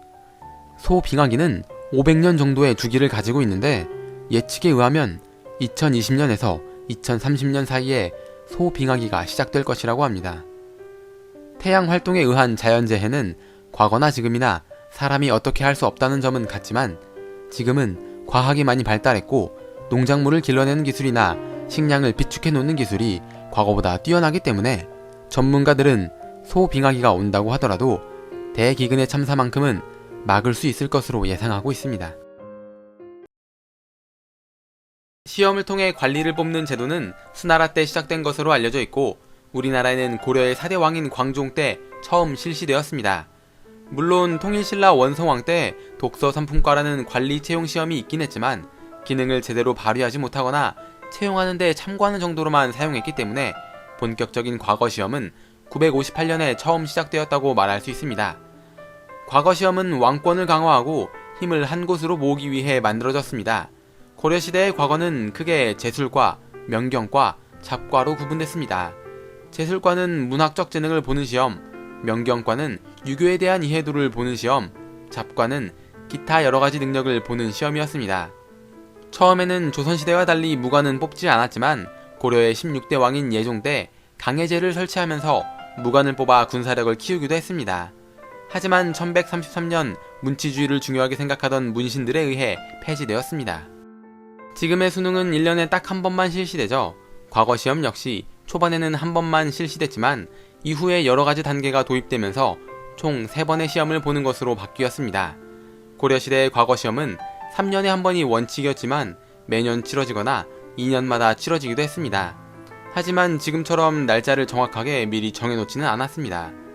이 당시 시험 감독관을 지공거라고 불렀는데 채점하는 역할까지 맡고 있었기 때문에 이들의 권력은 제법 컸다고 볼 수 있습니다. 지공거가 관리하는 시험에서 합격한 사람들을 문생이라고 불렀는데 이후에 지공거와 문생은 끈끈한 관계를 가지며 하나의 집단을 형성해 갔습니다. 지공거는 자신과 인연이 있는 사람들을 합격시키고 제자를 길렀습니다. 자신이 합격시켰던 문생이 이후에 지공거가 되면 자신의 제자를 그 지공거가 또 합격시키고 지공거는 제자를 기르고 문생은 지공거가 되고 제자를 합격시키는 부정부패가 일어나기도 했습니다. 왕권을 강화하기 위해 과거 시험을 만들었는데 지공거 때문에 오히려 왕권이 약화되는 경우도 있었습니다. 그래서 때로는 왕이 직접 지공거가 되어 시험을 관리하는 복시가 실시되기도 했습니다. 고려가 멸망하고 조선이 개국된 뒤에는 과거 시험에 대한 여러가지 문제점을 바꿔나갔습니다. 무관을 뽑기 위해 묵과를 다시 개설하기도 했으며 1차 시험인 초시에 합격한 사람 중 33명을 뽑는 2차 시험인 복시, 그리고 이들의 등급을 정하는 3차 시험인 전시, 총 3단계로 진행되는 과거 3층법을 사용했습니다. 이때 전시는 왕이 직접 관리하는 시험으로 과거 지공거의 권력이 커져 왕권이 약화되는 경우가 있었기 때문에 이것을 방지하기 위한 제도였습니다. 그리고 감독관을 여러 명 두는 복수시간제를 사용하기도 했습니다. 초시는 전국 8도에서 치러졌지만 복시는 한양에서 치러졌습니다. 전국에서 많은 사람들이 몰렸지만 최종적으로 합격할 수 있는 사람은 단 33명 뿐이었습니다. 조선 초기에는 과거 시험에 많은 관심을 가지지 않았지만 시간이 지나면서 사람들이 과거 시험을 준비했고 그러다 보니 경쟁률이 2000대 1까지 올라가는 경우도 있었다고 합니다. 과거 시험은 천인을 제외한 양인 모두가 응시할 수 있었기 때문에 시험을 통해 신분 상승을 노리는 사람도 많이 있었습니다. 문과는 소과와 대과로 나뉘어지는데 200명을 뽑는 소과에 합격하기만 하더라도 양반이 될 수 있었습니다. 소과에 합격하는 것만으로는 관직을 얻는 것이 아주 어렵거나 낮은 직책을 받는 것이 대부분이었지만 병역을 면제시켜주는 특권은 받을 수 있어서 사회적으로 인정해주는 분위기였습니다. 하지만 시험을 준비하거나 치룰 때 많은 돈이 필요했기 때문에 평민들이 과거 시험을 보는 것은 마냥 쉬운 일이 아니었습니다. 시험은 보통 5살 때부터 준비했는데 외워야 하는 한자의 개수가 너무 많고 시험이 어려워서 30대 중반은 되어야 합격할 수 있었다고 합니다. 즉 평균적으로 30년을 공부해야 시험에 합격할 수 있었는데 이때는 농경사회라 노동력이 많이 필요한 시기였습니다. 가족 중 한 명이 농사가 아닌 공부를 한다면 큰 타격을 받을 수밖에 없었습니다. 그리고 지방에 사는 사람이라면 시험을 보기 위해 한양에 가야 했는데 이때는 자동차도 없었기 때문에 오며 가며 드는 비용이 만만치 않았습니다. 게다가 시험에서 떨어지기라도 하면 또다시 돈을 들여야 했기 때문에 만만하게 보고 시험에 도전했다가 집안이 풍비박산나는 경우도 있었다고 합니다. 그럼에도 불구하고 평민들은 신분 상승을 위해 과거 시험에 많이 도전했으며 합격률이 50%가 넘을 때도 있었습니다. 그러나 시험에 합격해도 낮은 신분을 가지고 있으면 관직이 주어지지 않는 경우가 많이 있었고 관직이 주어지더라도 높은 위치까지 올라가지 못했습니다. 능력이 있어도 출신 학교에 따라 승진하지 못하는 지금의 상황과 비슷한 것이죠. 조선시대 과거는 고려시대와 마찬가지로 원칙적으로 3년에 한 번 치러졌지만 비정기적으로 특별시험이 열리기도 했습니다. 그런데 이런 정보는 지방 사람들은 쉽게 얻을 수 없었기 때문에 과거 시험에 한 번 탈락한 사람들이 특별시험을 노리기 위해 한양에 눌러앉는 경우도 있었습니다. 그리고 지금처럼 공부에 집중하기 위해 절에 들어가는 사람도 있었고, 과거 시험에 합격한 사람들이나 과거 시험을 봤던 사람들이 기출문제집을 만들어 파는 경우도 있었습니다. 이런 문제집을 초집이라고 불렀으며 일부 수험생들은 초집에만 의지하기도 했었습니다. 마치 오늘날 학교 공부는 소홀히 하고 학원 공부만 열심히 하는 것과 비슷한 것이죠. 수능에서 좋은 성적을 거두거나 좋은 대학교에 들어가게 되면 현수막을 걸어놓는 경우가 있는데, 조선시대 역시 과거 시험에 합격하면 합격자들을 축하하는 방방의식을 진행했습니다. 방방은 나라에서 직접 열어주기도 했으며 마을 단위로 축하 파티를 열기도 했습니다. 그리고 한 집안에서 5명의 아들이 시험에 합격하면 부모에게 재물을 주고 돌아가신 뒤 높은 자리에 앉혀주는 제도인 오자등과가 있기도 했습니다. 지금은 대학에 가지 않아도 성공할 수 있는 방법이 있지만 이때는 과거 시험이 아니면 성공할 수 있는 방법이 없었기 때문이죠. 그래서 많은 사람들이 도전했고 합격하기 위해 여러가지 부정행위도 사용했습니다. 옆 사람의 답안지를 베끼거나 의견을 나눠 답을 작성하는 경우도 있었고, 시험장에 다른 사람이 대신 들어오거나 이름을 바꿔 제출하기도 하고, 암호를 정해 답을 말해주는 방법이나 밖에 있는 사람에게 답안지를 전달받는 방법을 사용하기도 했습니다. 이런 부정행위는 기본적으로 감독관을 매수하고 사용했기 때문에 들켜도 그냥 넘어가기도 했으며 대놓고 하는 경우도 있었다고 합니다. 이 당시에도 커닝페이퍼가 존재했는데 글을 작게 쓴 종이를 돌돌 말아 콧구멍 속에 숨기기도 했고 붓 속에 숨겨서 들어오기도 했습니다. 조선뿐만 아니라 중국에서 과거 시험이 치러질 때도 부정행위가 판을 쳤다고 합니다. 이것을 방지하기 위해 독방에서 시험을 치르는 방식으로 바꿨더니 속옷을 커닝페이퍼로 활용하는 경우도 있었다고 합니다. 지금은 기술이 많이 발전해 전자기기를 이용하는 부정행위가 많이 있긴 하지만 기본적인 뼈대는 과거나 지금이나 비슷한 것 같습니다. 수능은 아침부터 저녁까지 치르기 때문에 점심을 먹기 위해선 도시락을 챙겨가야 합니다. 과거 시험 역시 긴 시간 동안 치러졌기 때문에 도시락을 챙겨가야 했는데 주로 닭고기와 과일을 가지고 왔습니다. 시험은 밖에서 진행됐기 때문에 비라도 오게 되면 시험이 중단되기도 했고, 화장실이 따로 마련되지 않아서 개인 요강을 챙겨야 하는 경우도 있었습니다. 수능은 정답이 정해져 있지만 과거 시험은 정답이 정해져 있지 않는 논술 형태였습니다. 올바른 신화를 얻기 위한 방법은? 효율적인 인재 양성 방법은? 흉년 대비책은 무엇인가? 오랑캐의 제어 방법은? 이런 것처럼 현실적인 상황을 묻는 문제도 있었지만 최신 유행하는 음악에 관하여 논하라. 술의 폐해를 논하라. 섣달 금은밤의 서글픔, 그 까닭은 무엇인가? 이런 것처럼 제법 감성적인 문제도 있었다고 합니다. 과거 시험은 능력이 있는 사람이라면 신분 상승의 기회를 받을 수 있다는 장점이 있긴 하지만 그 덕분에 유교 이외의 다른 학문은 쓸모없는 것처럼 여겨져 근대화가 늦어졌다는 단점이 있습니다. 그리고 시험을 통해 능력을 판단할 수 있긴 하지만 그 사람의 인성은 판단할 수 없기 때문에 악인이 권력을 잡는 것을 막을 수 없다는 단점도 있습니다. 또 문관의 경우 이론은 빠삭하지만 실전에서 그것을 활용하지 못하는 경우도 발생해 과연 과거 시험이 정말 유능한 인재를 뽑을 수 있는 수단인가 하는 반론이 있기도 했습니다. 토익 점수는 높지만 외국인과 대화는 전혀 하지 못하는 상황과 비슷한 것이죠. 시간이 흘러 근대화의 바람이 불자 조선에서도 뒤늦게 새로운 학문을 연구하기 시작했으며 유교가 아닌 실용적인 과학과 전문 지식을 갖춘 인재가 필요하게 됐습니다. 그래서 1894년 가보개혁 때 과거 시험은 폐지되었고 새로운 방법으로 관리를 뽑는 선거조례나 전고국 조례가 시행되었습니다. 현대에 와서 인재를 선발하는 데 여러가지 방법을 사용하긴 하지만 수능, 공무원 시험, 임용고시 등 과거 시험과 비슷한 방법을 여전히 사용하고 있기도 합니다. 단 한 번의 시험으로 그 사람의 노력과 능력을 평가한다는 것은 너무 가혹하다고 느껴지긴 하지만 계속 사용하고 있는 것을 보면 그래도 이것이 가장 공정한 방법이 아닐까 하는 생각이 들기도 합니다. 과거 시험은 문과와 무과로 나누어지는데 이 중 문과는 성균관에 입학할 자격을 주는 소과와 관료가 될 수 있는 대과로 나누어집니다. 대과는 비정기적으로 치러지기도 했지만 정기시험이 3년에 한 번 치러졌기 때문에 합격하기 위해선 엄청난 노력을 해야 했습니다. 게다가 대과에 합격할 수 있는 사람은 33명밖에 안 됐기 때문에 어느 정도의 운도 필요했습니다. 그러다 보니 여러 가지 부정행위가 생겨나기 시작했습니다. 특히 조선 후기로 갈수록 부정행위는 점점 더 심해졌죠. 정조실록에는 부정행위에 대한 처벌을 요구하는 기록이 있기도 하고, 순조실록에는 부정행위를 바로잡을 것을 요구하는 기록이 있기도 합니다. 이렇게 부정행위가 판치다 보니 실력 없는 사람들도 합격의 가능성이 있어 과거 시험장에 몰리게 되었습니다. 과거 시험은 시제를 발표하고 그에 대한 자신의 생각을 글로 적는 식으로 이루어졌는데, 시제는 시험장 중앙에 위치시켰습니다. 그렇기 때문에 너무 뒤에 앉거나 가장자리에 앉으면 시제가 잘 보이지 않아 시험을 치르는데 불리함이 있었습니다.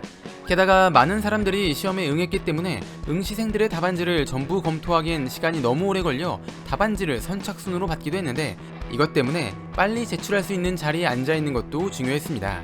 지금은 시험을 볼 때 정해진 자리가 있지만 조선시대에는 그런 것이 없었기 때문에 자리를 잡는 과정에서 싸움이 발생하기도 했습니다. 그러다 보니 싸움을 잘하는 사람을 고용해 자리를 잡기도 했는데, 이 사람들을 선접군이라고 불렀습니다. 과거에도 지금처럼 커닝 페이퍼를 사용하곤 했습니다. 대놓고 책을 가지고 들어가는 것을 수종협책이라고 했고, 붓 속에 숨겨가는 것을 협서, 속옷에 적어가는 것을 협대라고 했습니다. 남의 것을 보고 베끼는 것을 고반, 내 것을 보여주는 것을 낙지라고 했습니다. 과거 시험은 글씨를 얼마나 예쁘게 쓰느냐를 보기도 했기 때문에 글씨를 대신 써줄 사람을 구하기도 했는데, 이들을 사수라고 불렀습니다. 아예 밖에서 답안지를 작성해 전달해주기도 했는데, 이것을 외장서입이라고 불렀습니다. 부정행위 중 가장 악질은 다른 사람이 대신 시험을 보는 것이었습니다. 이 사람을 겁역이라고 불렀는데, 원래 겁역은 학식이 뛰어난 사람을 부르는 말이었습니다. 그런데 학식이 뛰어나기 때문에 시험을 대신 봐줄 수 있어 시간이 갈수록 대리시험자를 부르는 말로 의미가 바뀌었다고 합니다. 이러다 보니 때로는 팀으로 움직여야 할 필요가 있기도 했는데, 함께 움직이는 사람들을 접이라고 불렀습니다. 보통 접은 선접군, 겁역, 사수로 이루어져 있었다고 합니다. 가난하지만 똑똑한 사람이 겁역이 되곤 했는데, 관료가 되어 돈을 버는 것보다 겁역으로 버는 것이 더 많기도 했고, 급제해봐야 부자들끼리 파벌이 만들어져 높은 곳까지 가지 못하기 때문에 겁역을 직업으로 삼기도 했다고 합니다. 서울의 고봉환, 송도의 이환용, 호남의 이횡희, 호서의 노긍이라는 사람이 전국적으로 유명한 겁역이었습니다. 물론 모두가 그런 것은 아니었겠지만, 이런 것을 보면 능력 있는 사람들이 급제하지 않고 그렇지 않은 사람들이 급제해 나란 일을 했던 것을 알 수 있습니다. 어쩌면 조선의 멸망은 예견되어 있던 것인지도 모르죠. 지금 보시는 그림은 김홍도의 소가응시라는 그림입니다. 각자가 시험 문제를 푸는 것이 아니라 335 모여 문제를 푸는 것을 볼 수 있습니다. 그야말로 난장판인데, 실제로 난장판이라는 말은 난리 속의 과거 시험장을 줄인 말이라는 이야기가 있습니다. 이것을 교훈 삼아 인재를 뽑는 시험에서 부정행위는 절대 없어야 할 것입니다. 우리나라에 고려장이 있었다는 기록은 1882년에 쓰인 윌리엄 엘리엇 그리피스의 책 운둔의 나라 한국에 처음 등장하는 것으로 알려져 있습니다. 책에 보면 노인을 산채로 묻어버리는 풍습이라는 고려장이 한국에 성행하고 있다고 나옵니다. 그리피스는 우리나라에 총 2번 방문한 것으로 알려져 있는데, 1차 방문 시기는 알려지지 않았고 2차 방문 시기는 책이 나온 뒤로 알려져 있습니다. 아무래도 1차 방문 시기는 책이 나오기 전이어야 할 텐데, 학계에서는 그리피스가 우리나라에 오지 않고 일본에 머무르며 관련된 이야기를 듣고 책을 쓴 것이 아닌가 추측하고 있습니다. 책에서는 조선의 잔치상이라고 하며 하나의 그림을 보여주는데, 아무리 봐도 이것은 조선의 잔치상처럼은 보이지 않기 때문이죠. 그리고 고려장에 대한 기록은 1919년 미와 타마키의 책 전설의 조선, 1924년 조선총독부에서 발행한 조선동화집에서 찾아볼 수 있습니다. 이 책들은 일제강점기 때 만들어진 책인데, 각각 불효식자, 부모를 버린 사내라는 제목으로 고려장에 대한 같은 내용이 나와 있다고 합니다. 한 아버지가 어린 아들과 함께 산에 올라 할아버지를 버리고 지게도 함께 버리고 왔는데, 어린 아들이 지게를 다시 가지고 왔습니다. 아버지가 왜 지게를 가지고 왔냐고 물으니, 아들은 아버지가 늙으면 똑같이 버려야 해서 지게가 필요하다고 말했습니다. 이 말을 들은 아버지는 크게 뉘우치고 할아버지를 다시 데리고 왔다는 내용입니다. 그런데 이것은 효자전이라는 책에 나오는 중국 설화와 동일한 이야기입니다. 즉, 일본이 우리나라의 이야기라며 책에 쓴 내용은 우리나라의 풍습이 아니라 중국의 설화라는 것이죠. 게다가 우바스테야마라는 이름으로 일본에도 동일한 설화가 존재하기도 합니다. 이렇게 실존하지 않은 풍습을 만들었던 이유는 우리 민족에게 열등감을 주기 위함이라는 추측이 있습니다. 그리고 조선에 있는 무덤을 파헤쳐 값비싼 물건을 가져가기 위함이었다는 의견도 있습니다. 918년 고구려를 계승한다는 의미를 가지고 세워진 나라인 고려는 불교 국가이면서 유교 사상에 정치 이념을 둔 국가였습니다.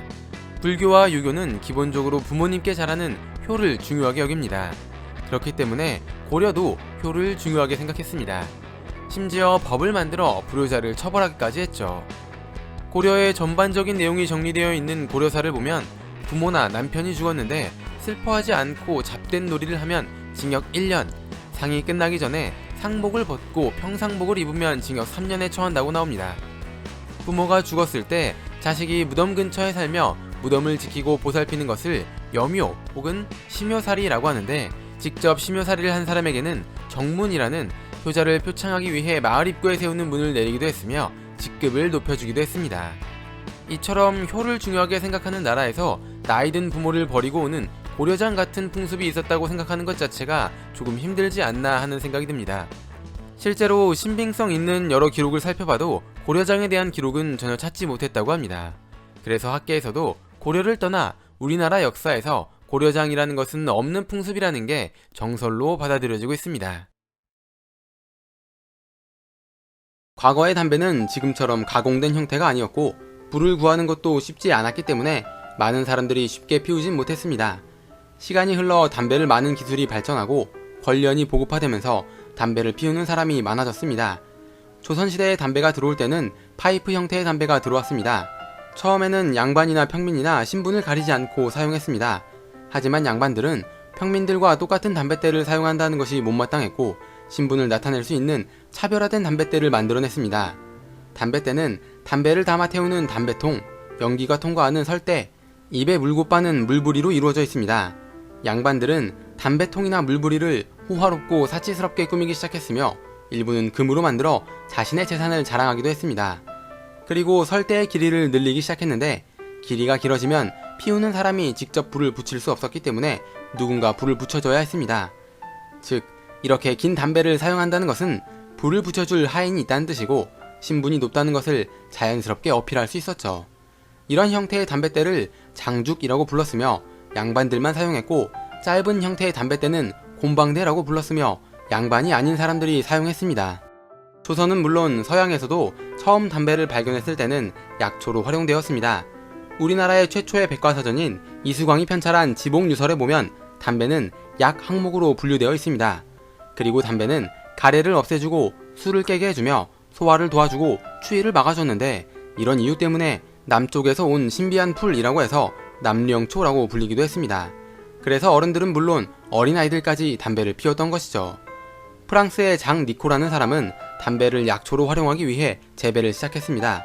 담배 농사가 본격적으로 시작된 것이 장 니코에 의해서라는 말이 있고, 담배에 들어있는 니코틴이라는 물질의 이름도 장 니코의 이름에서 따왔다는 말이 있습니다. 조선에서도 담배 농사를 짓기 시작했는데 쌀보다 담배가 돈이 더 됐고 사람들이 많이 찾았기 때문에 쌀 농사보다 담배 농사를 짓는 사람이 더 많았다고 합니다. 보통 손님이 오면 차와 술을 대접했지만 담배를 접한 뒤로는 차와 술 대신 담배를 대접하기도 했고 담배로 교역을 하는 경우도 있었다고 합니다. 특히 1636년에 발생한 조선과 청나라의 전쟁인 병자호란 때 많은 조선인들이 청나라의 포로로 끌려가게 되었는데 포로를 다시 데려오기 위해 담배를 이용했다는 말도 있습니다. 이런 이유와 담배의 중독성 때문에 담배를 찾는 사람들이 더 많아졌고 담배 농사를 짓는 사람들도 더욱 많아지게 되었습니다. 많은 사람들이 담배 농사를 짓다 보니 결국 쌀이 부족하게 되었고 굶주리는 사람이 늘어나게 되었습니다.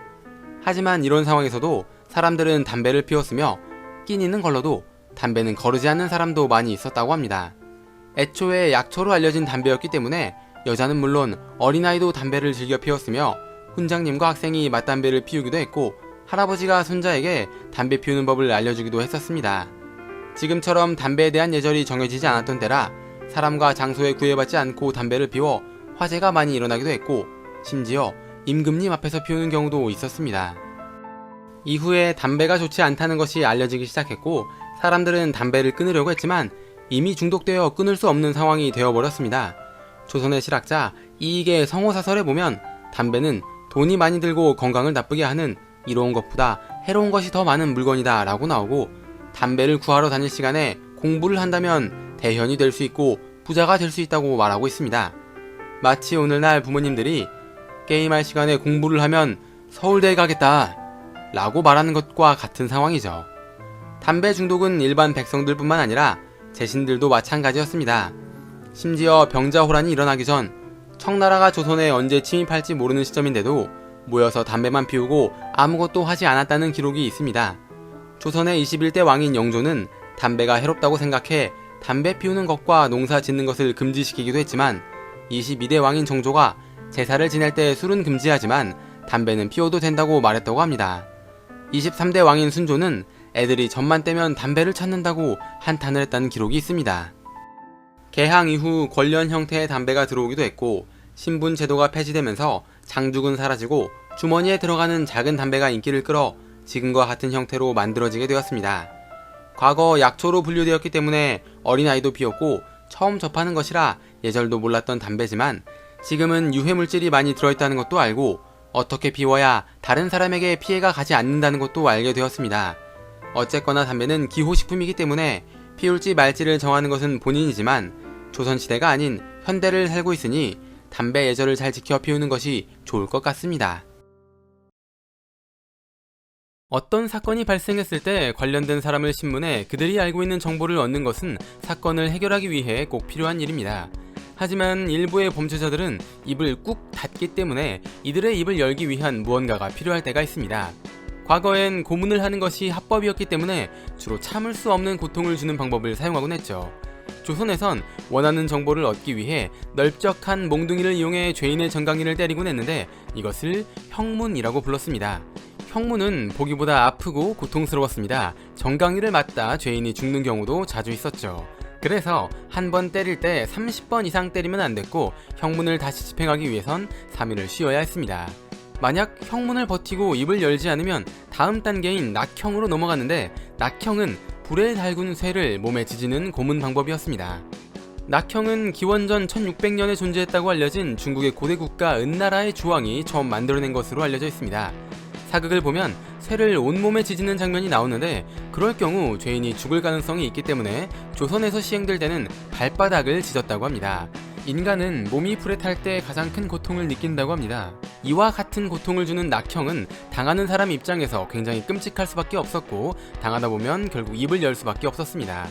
1498년 9월 16일 연산군 일기에는 형문을 버틴 죄인에게 낙형을 썼더니 곧바로 입을 열었다는 내용이 있고 1507년 1월 27일 중종실록에는 역시 형문을 할 때는 입을 열지 않다가 낙형을 하니 바로 입을 열었다는 내용, 1612년 10월 28일 광해군 일기에는 낙형을 했더니 참지 못하고 입을 열었다는 내용이 있습니다. 낙형은 그야말로 당시에 사용된 최고의 검색 엔진이었던 것이죠. 지금의 검색 엔진도 가끔은 원하는 정보를 얻지 못하는 것처럼 낙형 역시 최고의 검색 엔진이었지만 고통을 참는 사람들이 꽤 많이 있었기 때문에 언제나 정보를 얻을 수 있는 것은 아니었습니다. 그럼에도 불구하고 낙형은 정보를 얻기 위한 수단으로 자주 사용되었습니다. 조선의 21대 왕인 영조 역시 낙형을 자주 사용했는데 어느 날 치료를 위해 뜸을 뜬 것도 이렇게 아픈데 불에 달군 쇠로 지지는 건 얼마나 아프겠냐며 죄인에게 동정심이 생길 수 있으니 낙형을 폐지하라고 말해 1733년 이후부턴 낙형은 공식적으로는 사용되지 않았습니다. 하지만 경찰서 역할을 했던 포도청에선 도적들을 신문하기 위해 여전히 사용하기도 했고 도망가거나 물건을 훔친 노비에게 벌을 주기 위해 양반이 사용하기도 했다고 합니다.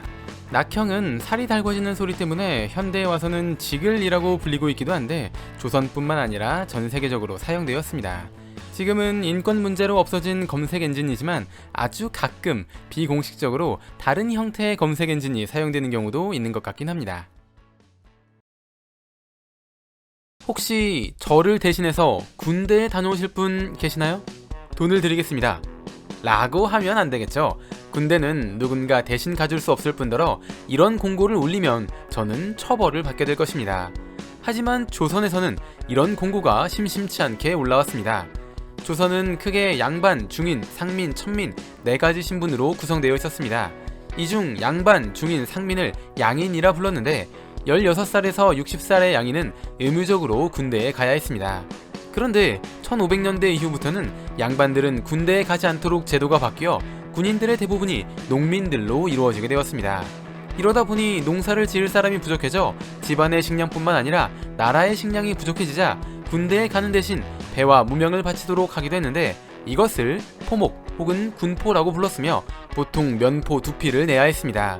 이렇게 군대에 가거나 포목을 바치는 행위를 군역이라고 불렀습니다. 군대에 간다는 것은 이 시기에도 의무였고 강제적이었기 때문에 해당되는 사람은 불만이 있을 수밖에 없었고, 이것 때문에 군대에 가지 않으려는 여러가지 방법이 이야기되기도 했습니다. 조선에서는 스님이 되면 군역을 면제시켜줬는데, 이것 때문에 스님이 되는 사람이 많아지자 이후에는 인증받은 스님만 면제시켜주는 식으로 바뀌었습니다. 그리고 돈을 주고 군대를 대신 가줄 사람을 구하기도 했는데, 이런 행위를 대립이라고 했으며, 이렇게 대신 군대에 간 사람을 대립군이라고 불렀습니다. 대립군은 시대에 따라 나라에서 금지하기도 하고 허용하기도 했습니다. 1447년 세종은 대립을 막기 위한 방법을 고민했고, 1663년 현종은 재해를 복구하는데 부족한 인력을 보충하기 위해 대립군을 쓰기도 했습니다. 대립군을 고용하는 비용은 면포 한 필, 쌀 반가마니 가치 정도였는데, 대립군이 유행하자 벼슬아치가 일하는 곳인 관아, 지금의 시청 같은 곳에서 중간 상인과 결탁해 수수료를 받아먹기 시작했습니다. 그래서 1400년대에는 면포 8필로 1500년대에는 60필까지 올라가기도 했습니다. 이러다 보니 돈이 없는 사람은 군대에 갈 수밖에 없었고, 군대에 가면 농사를 짓지 못하니 형편이 어려워지게 되었습니다. 이것을 막기 위해 중종은 고용 비용을 면포 3필로 제한했지만 잘 지켜지지는 않았다고 합니다. 대립군은 사회적 문제를 일으키기도 했습니다. 1700년 이세정이라는 사람은 자신의 종을 대립군으로 보냈는데, 종이 과거 시험장을 관리하는 일을 하도록 힘쓴 뒤 자신이 그 과거 시험장에 들어가 부정행위를 저질렀다고 합니다. 일부의 대립군은 일을 제대로 하지 않고 임금만 받아가기도 했으며, 군인이 부족해 대립군을 써야 하는 상황이 되자 더 많은 임금을 요구하는 경우도 있었다고 합니다. 대립군에 대한 문제가 계속 발생하자 포목의 양을 한 필로 줄이기도 하고 군대 환경을 개선하기도 했는데, 이것을 균역법이라고 합니다.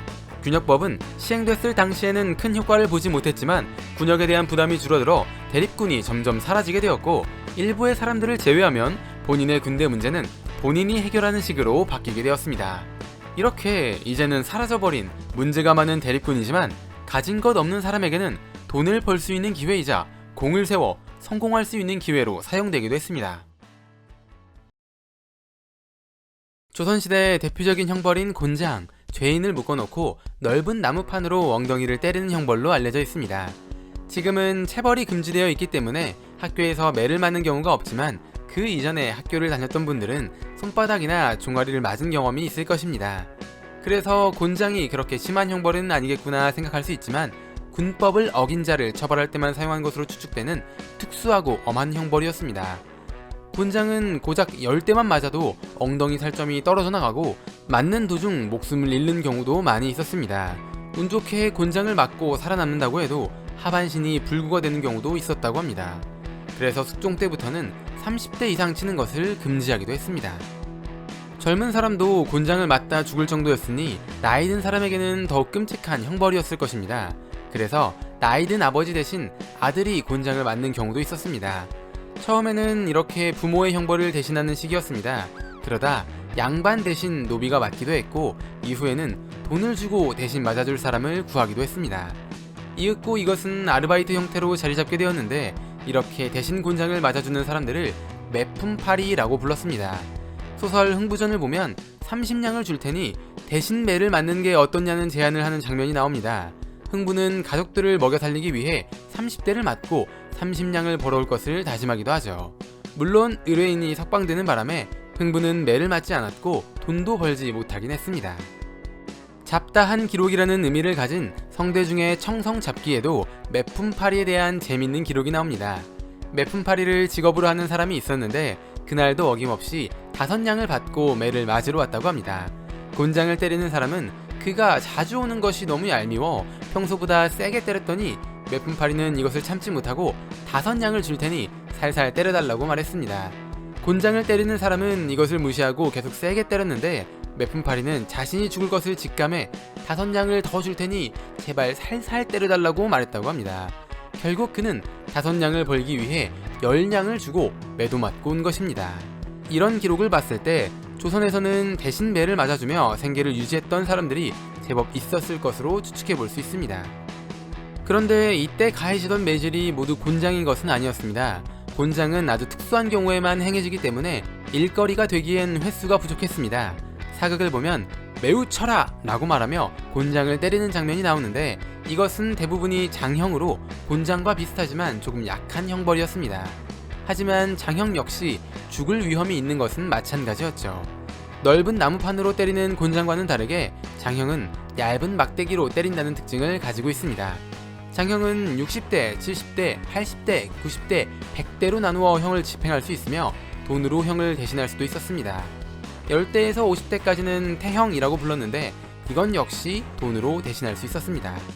아마 대부분의 매품파리들은 장형이나 태형을 맞았을 것으로 생각됩니다. 이렇게 목숨을 걸고 매를 맞았음에도 불구하고 이들은 받은 돈을 모두 가져가지 못했다고 합니다. 매품파리들은 자주 맞기도 하고 어쨌거나 살아나가야 의미가 있는 것이기 때문에 살살 맞는 것이 중요했는데 그러기 위해선 때리는 사람에게 뇌물을 바쳐야 했습니다. 목숨값으로 보면 한없이 낮은 금액이지만 이들이 계속 매를 맞았던 이유는 그만큼 절박했기 때문이 아닌가 생각됩니다. 소설 홍길동전의 주인공 홍길동은 조선의 왕이 세종일 때 승상 홍판서와 그의 첩 춘섬 사이에서 태어난 서얼로 다른 가족과 신분이 달랐기 때문에 호부호영을 하지 못했지만 뛰어난 도수를 이용해 선한 영향력을 주는 사람으로 표현됩니다.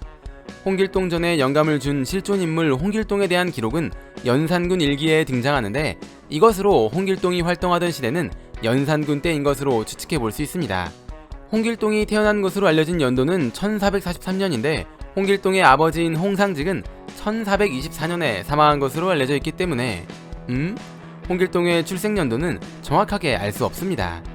홍길동의 형인 홍일동은 1412년에 태어난 것으로 알려져 있기 때문에 홍길동은 1412년에서 1425년 사이에 태어난 것으로 추측되고 있습니다.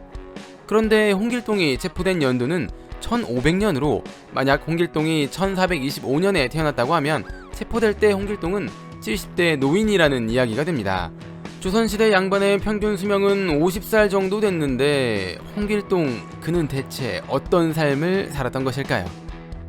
홍길동의 아버지 홍상직은 정삼품까지 올랐던 조선시대 무관이기도 하고 홍일동 역시 조선시대 문관으로 활동하기도 했습니다.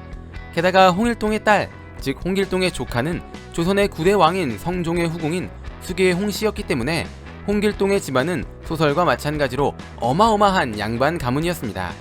실존 인물 홍길동 역시 홍상직과 첩 사이에서 태어난 서얼이라 신분은 낮았지만 엄청난 빽이 있었기 때문에 그를 함부로 대하는 사람은 없었다고 합니다. 하지만 신분의 격차를 줄일 수 없었기 때문에 소설 속 홍길동처럼 도적의 길로 들어서게 되었습니다. 연산군 일기를 보면 홍길동을 체포한 뒤 영의정, 좌의정, 우의정이 직접 왕에게 보고를 하는 내용이 나옵니다. 일개 도적을 잡은 것뿐인데 이렇게 호들갑을 떠는 걸 보면 홍길동이라는 인물은 국가적으로 큰 영향력을 끼치고 있었다는 것을 알 수 있습니다. 중종실록을 보면 충청도는 홍길동이 도둑질한 뒤로 아직도 회복되지 못해 세금을 걷지 못하고 있다고 나오는 것으로 봐 홍길동의 주 활동지는 충청도였을 것으로 추측해 볼 수 있고 홍길동의 횡포를 버티지 못하고 떠나간 사람도 많이 있다는 것을 알 수 있습니다. 그리고 잡힌 지 13년이나 지났는데도 회복되지 못했다고 하니 그가 행한 도둑질의 크기가 굉장히 어마어마했다고 생각해 볼 수 있습니다. 그 당시 홍길동은 도적으로 표현되었지만 오늘날로 치면 조폭이라고 말할 수 있겠죠. 연산군 일기를 보면 홍길동을 도와준 엄귀손이라는 인물이 나오는데 엄귀손은 당상관을 지낸 조선의 무관입니다. 여기서 당상관이란 정삼품 이상의 품계를 말하는 것으로 홍길동의 뒤를 봐준 사람의 직책이 아주 높았다는 것을 알 수 있습니다. 홍길동이 어떤 도적질을 했는지에 대한 기록은 거의 나와있지 않지만 엄귀손의 행적을 보고 대충 추측해 볼 수 있습니다. 엄귀손은 탐욕이 많은 사람이고 관물을 도취한 일로 파면되기도 했고 예쁜 여자를 보면 자신의 첩으로 삼고 못생긴 여자는 종의 첩으로 만들기도 했는데 이것 때문에 양인이 강제로 천인으로 되는 일도 있었다고 합니다. 엄귀손은 원래 종과 재산이 없었지만 어느 날부터 한양과 지방에 집을 사고 곡식을 사 아주 부유하게 되었다고 합니다. 아마 이런 행위 중 일부, 어쩌면 전부, 어쩌면 기록된 것보다 훨씬 더 많은 악행들을 홍길동과 함께 했을 것으로 추측하고 있습니다. 홍길동은 자신이 벌인 악행 때문에 도망자 신세가 되어서도 악행을 저질렀는데 자신을 숨겨준 사람을 죽이거나 얼굴 가죽을 벗겨 매달아 놓는 경우도 있었다고 합니다. 그래서 당시에는 홍길동이라는 이름이 욕으로 사용되기도 했습니다. 그런데 오늘날에는 홍길동이라는 이름이 문서 양식 예시 이름으로 사용되고 있으니 그 당시 사람이 이걸 본다면 1500년 홍길동이 체포된 이후 어떤 처벌을 받았는지에 대한 기록은 남아있지 않습니다. 탈옥을 했다는 이야기도 있고 그대로 죽어버렸다는 이야기도 있고 오키나와로 도망친 뒤 그곳에서 활동했다는 이야기도 있지만 어떤 것이 사실인지는 알 수 없습니다. 아마도 이것은 홍길동의 조카 수기홍 씨의 입김이 작용했기 때문이 아닌가 추측하고 있습니다. 우리가 아는 홍길동은 가난한 사람을 도와주는 착한 의적이었지만 실제 홍길동은 정치계와 손잡고 온갖 악행을 저지르는 조직의 두목이었습니다. 조선 침략을 계획하고 있었던 일본은 1895년 10월 8일 경복궁에 침입해 조선 침략에 방해가 되는 인물인 명성황후를 살해합니다. 이 사건을 을미사변이라고 부르죠. 이때 경복궁에 침입한 집단에는 조선군 훈련대도 있었는데 조선군 훈련대는 일본에 의해 창설된 부대로 훈련대대장은 조선 사람이었지만 일본에 충성하는 친일파였습니다. 당시 훈련대대장은 우범선이라는 사람이었는데 우범선 역시 을미사변에 가담했던 조선인 중 하나였습니다. 을미사변 이후 우범선은 일본으로 망명했는데 1903년 고영근이라는 사람에게 살해당하게 됩니다. 그는 일본인 아내와 아들이 한 명 있었는데 아들의 이름은 우장춘이었습니다. 우범선이 살해당할 때 우장춘은 고작 5살이었는데 아버지가 사망한 뒤부터 집안 형편이 급격하게 나빠져 빈곤한 어린 시절을 보냈습니다. 하지만 우장춘은 여기서 포기하지 않고 1916년 도쿄의 한 전문대학에 들어가 농업을 전공하고 1919년 일본 농림성 농업시험장에 취직해 수많은 논문을 발표했습니다. 다른 종끼리 교배시키는 것을 교잡이라고 하는데 우장춘은 1935년 배추와 양배추를 교잡해 유채를 만들어냈습니다. 뿐만 아니라 배추와 흑겨자를 교잡해 갓을 만들어내고 양배추와 흑겨자를 교잡해 에티오피아 겨자를 만들어냅니다. 이것을 우장춘의 삼각형이라고 합니다. 당시에는 다윈의 진화론에 따라 다른 종끼리 교배를 시키는 경우 새로운 종이 만들어질 수 없다는 것이 정설이었습니다. 하지만 우장춘은 이것을 성공해내면서 다윈의 진화론을 수정시키는 엄청난 업적을 달성합니다. 이것으로 우장춘은 전세계적으로 유명해졌고 현재까지도 외국 교과서에 우장춘의 이름이 나오고 있다고 합니다. 또한 우장춘은 도쿄제국 대학에서 농학박사 학위를 취득했는데 우장춘 이전에 조선인으로 농학박사를 취득한 사람은 딱 한 명뿐이었습니다. 이렇게 큰 업적을 달성했지만 우장춘은 인정받지 못했습니다. 그는 일본인이면서 조선인이었기 때문이죠. 당시 우리나라는 여전히 일본의 지배를 받고 있었습니다.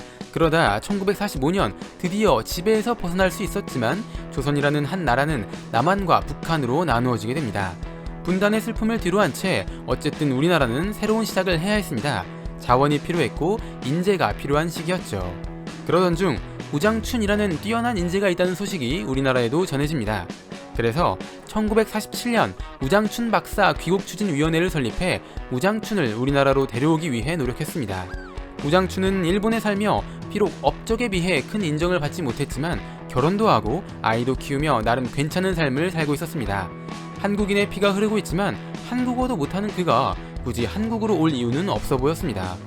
그래서 우리나라는 우장춘에게 아낌없는 지원을 약속하며 100만엔의 생활비를 지급했는데 현재 가치로 따지면 100만엔은 10억 원 정도 된다고 합니다. 이것으로 우장춘은 한국이 되어버린 아버지의 나라로 들어오게 됩니다. 당시 우리나라는 국민 대부분이 농사를 지었는데 농사의 기본이 되는 씨앗이 절대적으로 부족한 상황이었습니다. 게다가 많은 부분을 일본에 의지하고 있었기 때문에 독립 이후 우리나라의 농업 상황은 그리 좋지 못했습니다. 우장춘은 우리나라로 들어와 지금까지는 일본을 위해 일했지만 이제부터는 한국을 위해 일하겠다고 말하며 생활비로 받은 100만엔을 연구에 필요한 책과 좋은 씨앗을 사는 데 전부 써버립니다. 일본에 있을 땐 학문적 연구를 중요시했지만 우리나라에 와서는 어떻게 하면 더 좋은 결과물을 만들어낼 수 있을까를 고민했습니다. 당시 상황을 고려해 대량 생산이 가능하면서 우리나라 기후에 맞는 작물, 자급자족이 가능한 시스템을 만들기 위해 노력했습니다. 하지만 우장춘은 한국에서도 좋은 대접을 받지 못했습니다. 한국어를 못하기도 하고 일본인의 피가 흐르고 있기도 하고 무엇보다 친일파인 우범선의 아들이었기 때문이죠. 게다가 1950년 6월 25일 전쟁이 발생해 상황은 더 극단적으로 흘러갔습니다. 1953년에는 일본에 계신 그의 어머니가 위독하다는 연락을 받게 됩니다. 그래서 어머니를 뵙기 위해 일본에 가려고 했지만 당시 대통령이었던 이승만은 우장춘이 일본에 가면 다시 한국으로 돌아오지 않을 것 같아 그의 출국을 허락하지 않았습니다. 결국 어머니는 세상을 떠났고 우장춘은 한국에서 어머니의 장례를 치렀습니다. 그는 연구소 근처에 우물을 하나 팠는데 이것을 어머니의 자애로운 젖이라는 뜻을 담아 자유천이라고 불렀습니다. 이렇게 좋지 않은 상황이었지만 우장춘은 역시 포기하지 않았습니다. 좋은 품질의 씨앗을 만들기 위해 노력했던 그는 결국 성과를 냈고 좋은 결과물을 만들어냈습니다. 당도가 높은 금싸라기 참외, 여름철 평지에서도 자랄 수 있는 물을 만들어냈고 강원도에서 감자 산업, 제주도에서 감귤 산업이 가능하게 만들었으며 고추, 오이, 양파, 토마토 등 수많은 작물의 우수한 품종이 한국에서도 잘 자랄 수 있게 기틀을 마련했습니다. 배추 하면 통통하고 뜯어도 잎이 계속 나오는 이런 모양의 채소를 떠올릴 것입니다. 하지만 과거 우리나라에서는 길쭉하고 잎이 적은 이런 모양의 배추가 자랐습니다. 우장춘은 이 배추를 개량해 지금 우리가 알고 있는 모양의 배추를 만들어냈습니다. 우리 식탁에 빠질 수 없는 김치는 우장춘의 업적이라고 표현해도 과언이 아닐 정도입니다. 우장춘은 우리나라가 식량난에서 벗어나는 데 큰 도움을 줬으며 우리나라 농업을 발전시킨 장본인이라고 말할 수 있습니다. 우장춘 하면 씨 없는 수박을 떠올리시는 분들도 계십니다.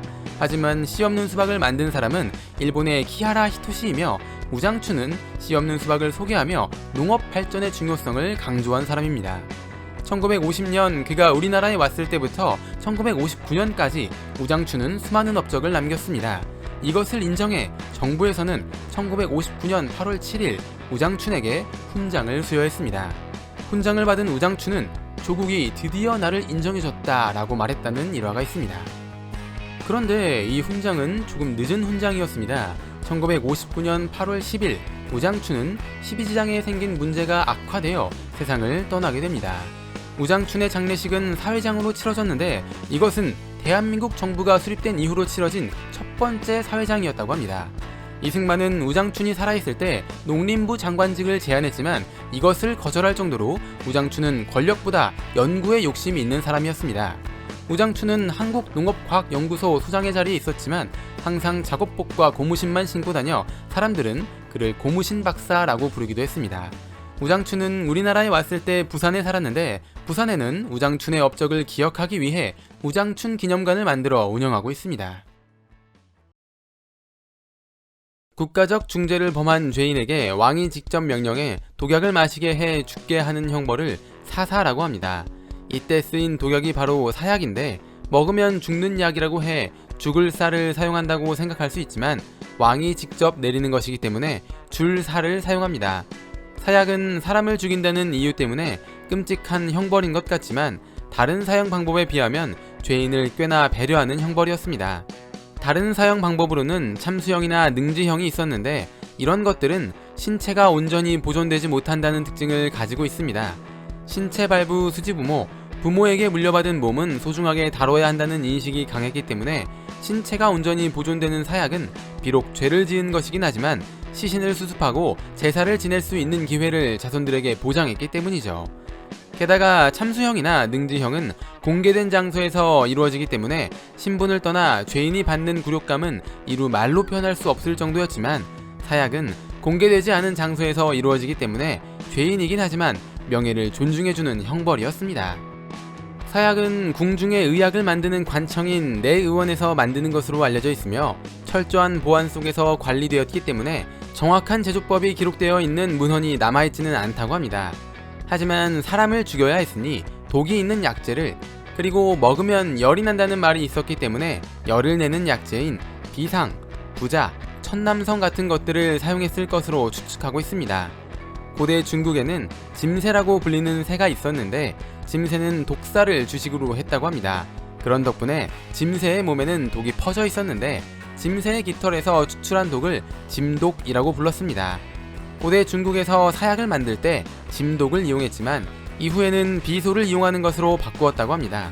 아마 조선도 여기에 영향을 받아 사약을 만들 때 비상을 이용했을 것으로 생각하고 있는데 비상은 비소라는 백색 가루를 가공해 만드는 물질을 말합니다. 비소가 피부에 닿으면 피부가 헐고 염증이 생기며 비소를 먹게 되면 호흡 중추가 마비되어 혈압과 맥박수가 내려가고 심장이 정상적으로 작동하지 못해 죽게 됩니다. 조선의 실학자인 이규경이 쓴 오주서종 박물고변에 보면 비상을 제조하는 방법과 위험성이 나와 있습니다. 비상은 비소를 태워 만드는 것인데 이때 나는 연기를 흡입하는 것만으로도 사망할 가능성이 있었으며 2년 이상 이 일을 하게 되면 독 때문에 수염이나 머리카락이 전부 빠져버린다고 쓰여있기도 합니다. 또 비상에 중독되면 하루 만에 눈동자와 혀가 터져 처참한 모습으로 죽게 된다는 내용도 있습니다. 비상은 이렇게나 치명적인 물질이었기 때문에 사약의 주재료로 사용되지 않았을까 추측하고 있습니다. 부자는 오두라는 식물의 뿌리를 건조시켜 만든 약재로 뜨거운 성질을 가지고 있기 때문에 오한을 느끼고 얼굴이 창백한 사람에게 사용했다고 합니다. 하지만 독성이 있었기 때문에 많은 양을 먹게 되면 죽는 경우도 있었는데 이런 특징 때문에 독화살을 만드는 재료로 사용되기도 했다고 합니다. 부자의 주요 성분은 아코니틴이라는 물질인데 먹게 되면 신경과 근육의 움직임을 조절하는 아세틸콜린이라는 신경 전달 물질이 만들어지지 않아 신경과 근육이 마비되고 심장이 멈춰 사망하게 됩니다. 천남성은 습기가 많은 곳에 자라는 식물로 뿌리를 다려 마시면 중풍과 사시마비에 효과가 있는 약재이지만 열매와 잎에 독성이 있기 때문에 먹으면 호흡장애를 일으켜 사망하게 될 수 있습니다. 사약은 이런 물질을 다량 넣어 만들었을 것으로 추측하고 있습니다. 사극에서는 사약을 먹은 뒤 곧바로 피를 토하며 죽어버리기 때문에 효과가 빠르게 나타날 것으로 생각할 수 있지만 어쨌든 음식이기 때문에 몸에 흡수가 되어야 효과가 나타나니 실제로는 30분에서 1시간 정도 흐른 뒤부터 약효가 나타났다고 합니다. 게다가 어쨌든 약으로 사용하는 재료를 넣은 것이기 때문에 사람에 따라 사약의 효과가 나타나지 않는 경우도 있었으며 오래 가열하면 독성이 제거되기 때문에 사약이 아니라 한약을 받는 것처럼 되는 경우도 있었다고 합니다. 조선의 문신 임형수는 일사사화의 영향으로 사약을 18잔이나 마셨는데도 죽지 않은 사람으로 유명하기도 합니다. 물론 사약을 마셔 죽지 않으면 럭키로 살려주는 것은 아니었고 다른 방법으로 사형을 집행했습니다. 조선 초기 사용되던 문자는 한자였습니다. 조선 이전부터 사용되던 문자였지만 배우는 것이 어려워 일반 백성은 말하고자 하는 것이 있어도 문자를 몰라 결국 그것을 말하지 못하는 경우가 있었죠. 그래서 세종은 모든 백성이 쉽게 배우고 쓸 수 있는 문자를 만드는데 이것이 바로 한글입니다. 1443년 12월 30일 세종실록을 보면 한글에 대한 내용이 최초로 등장합니다.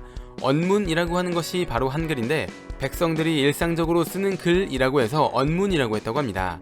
그리고 백성을 가르치는 바른 소리라고 해서 훈민정음이라고 부르기도 했습니다. 일부는 언문이 한글을 낮춰 부르는 말이라고 말하기도 하지만 세종 역시 한글을 언문이라고 부르기도 한 걸 보면 꼭 그런 뜻은 아닌 것 같습니다. 한글을 만들기로 결정한 일, 한글이 만들어지고 있는 과정이 전혀 기록되지 않고 만들어진 뒤의 기록이 첫 번째인 것을 보면 신하들은 한글이 만들어지고 있다는 것을 전혀 몰랐다고 생각해 볼 수 있습니다. 지편전은 학문을 연구하기 위해 만들어진 기관입니다. 만약 세종이 한글을 함께 만들기로 결정했다면 지편전 학자들과 함께 쓸 것입니다. 그런데 당시 지편전 학자들은 세종이 한글을 만들었다는 이야기를 듣고 크게 당황했으며 반대하기도 했습니다.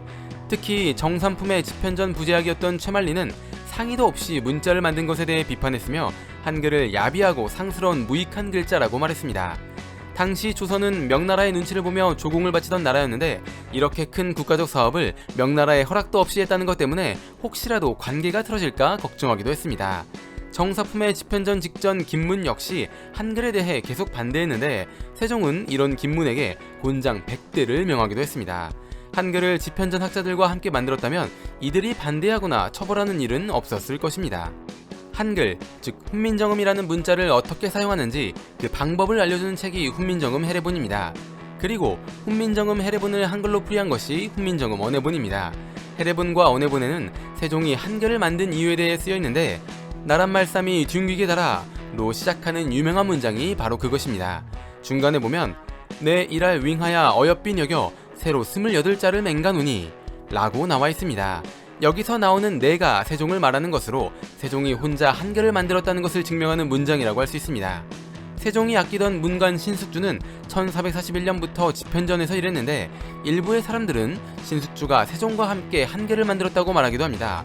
하지만 그가 쓴 책인 보한제집을 보면 세종이 언문 28자를 만들었다 라고 쓰여 있습니다. 이런 기록을 종합해보면 한글은 세종이 혼자 만든 것이라고 말할 수 있을 것 같습니다. 새로운 문자를 만든 것은 세종이지만 이것을 해석하고 설명하는 책을 만든 건 집현전 학자들과 함께 했습니다. 그런데 이때 세종이 아주 깐깐하게 관여했다고 합니다. 한자의 표준음을 정해 훈민정음으로 설명한 책인 동국정운을 보면 한자음에 대한 근거를 모두 세종이 정했다고 나옵니다. 그리고 중국의 한자 사전인 운회를 훈민정음으로 번역하는 일에는 그의 아들인 동궁, 진양대군, 안평대군이 참여하기도 했다고 합니다. 만약 세종이 왕이 되지 못했더라면 최고의 언어학자가 되었을 것이라는 말이 있습니다. 그만큼 세종이 언어학에 뛰어난 재능을 가지고 있었다는 뜻이죠. 집현전의 학자들조차 세종에게 비빌 수 있는 수준이 아니었다고 합니다. 이런 재능과 백성을 사랑하는 마음이 만나 위대한 문자인 한글이 만들어진 것이죠. 대왕이라는 수식어가 가장 잘 어울리는 왕인 것 같습니다. 추가로 10월 9일 한글날은 한글이 만들어진 것을 기념하는 날이 아니라 훈민정음 해례본이 만들어진 것을 기념하는 날입니다. 한글은 언제 만들어졌는지 정확한 기록이 없기 때문에 해례본이 만들어진 날로 정한 것이라고 합니다. 이순신은 1592년부터 시작된 임진왜란 때 엄청난 활약을 하며 조선을 지켜낸 최고의 명장이자 영웅으로 평가받고 있으며 한국인이 가장 좋아하고 존경하는 인물 중 한 명입니다. 실제로 2024년의 한 조사 결과에 따르면 한국인이 가장 존경하는 인물 1위는 이순신이었습니다. 2019년, 2014년의 한 조사에서도 1위는 이순신이었습니다. 이순신은 굉장히 많은 어록을 남긴 것으로 유명하기도 합니다. 죽고자 하면 살 것이고 살고자 하면 죽을 것이다. 신에게는 아직 12척의 배가 남아있습니다. 나의 죽음을 알리지 말라. 그리고 왜는 간사스럽기 짝이 없어 신의를 지켰다는 말을 들은 적이 없다 라는 인터넷에 떠도는 이런 어록도 있습니다. 1593년 임진왜란이 한참 진행 중일 때 2월 27일 지금의 경기도 고양시 덕양구 벽제동에서 조선 명연합과 일본 간의 전투가 있었습니다. 이것을 벽제관 전투라고 하죠. 벽제관 전투에서 조선 명연합은 일본에 패했고 이 전투를 계기로 명나라는 전쟁에 대한 의욕을 잃고 일본과 협상을 해 전쟁을 끝내고 싶어 했습니다. 이때 일본과 협상을 진행했던 사람은 명나라의 담종인입니다. 담종인은 협상을 진행하면서 일본의 고니시가 있었던 창원시 진해구 옹천동에 머물렀습니다. 그러던 중 1594년 일본 수군이 경남 고성 당항포에 쳐들어와 약탈과 살인을 했던 일이 있었습니다. 그래서 이순신이 함선을 출격시켜 이들을 모두 쓸어버렸는데 이것을 제2차 당항포해전이라고 합니다. 이순신은 당항포해전에서 큰 승리를 거두었지만 명나라는 이것이 마음에 들지 않았습니다. 협상을 하고 있는 중에 전투를 하면 협상이 긍정적으로 이루어지지 않을 것이라 생각했기 때문이죠. 그래서 담종인은 이순신에게 일본은 이제 돌아가려고 하고 있으니 너희들도 각자 집으로 돌아가고 일본군 근처에 머무르지 말고 일본군과 쓸데없는 전투를 하지 말아라 라는 식의 일종의 통지서를 보냅니다. 이것을 금토패문이라고 하죠. 금토패문을 받아본 이순신은 화가 잔뜩 날 수밖에 없었습니다. 애초에 당항포해전이 시작된 이유는 일본이 쳐들어왔기 때문이고 집으로 돌아가야 하는 쪽은 조선이 아니라 일본인데다 전투를 승리했음에도 이런 패문을 보냈기 때문이죠. 이 패문을 보고 이순신은 담종인에게 답장을 보내는데 여기에는 일본이 먼저 쳐들어왔다. 조선이 우리의 집인데 어디로 돌아가라고 하는 것이냐. 일본은 돌아가려는 움직임을 보이지 않고 있다는 내용과 함께 일본 지인 변사만단, 자고미문 수신지휘야. 다시 말해 왜는 간사스럽기 짝이 없어 신의를 지켰다는 말을 들은 적이 없다 라는 내용이 있었습니다. 이 패문을 답담도사종인 금토패문이라고 합니다. 즉 인터넷에 이순신의 어록이라고 떠도는 이 말은 실제로 이순신이 한 말인 것입니다. 사실 그동안은 금토패문에 무슨 내용이 있었는지 정확하게 알 수 없었기 때문에 이순신이 왜 이렇게까지 화를 냈는지 몰랐었다고 합니다. 그러다 2016년 조선의 문신 정탁이라는 사람이 쓴 임진기록에 금토패문의 내용이 있는 것을 확인하고 비로소 알게 된 것이라고 합니다. 이순신이 이렇게 화를 낸 뒤에도 명나라와 협상을 하고 있는 중에도 일본은 이순신의 말대로 여러 차례 조선을 공격했으며 협상은 일본의 무리한 요구로 인해 중단되었습니다. 그리고 계속 전쟁을 이어가다 당시 일본의 최고 권력자였던 도요토미 히데요시가 사망하게 되면서 1598년 12월 16일 길고 길었던 전쟁이 끝나게 됩니다. 뇌를 채워줄 은덩어리 지식들, 오늘의 은잡지 영상은 여기까지입니다. 시청해주셔서 감사합니다.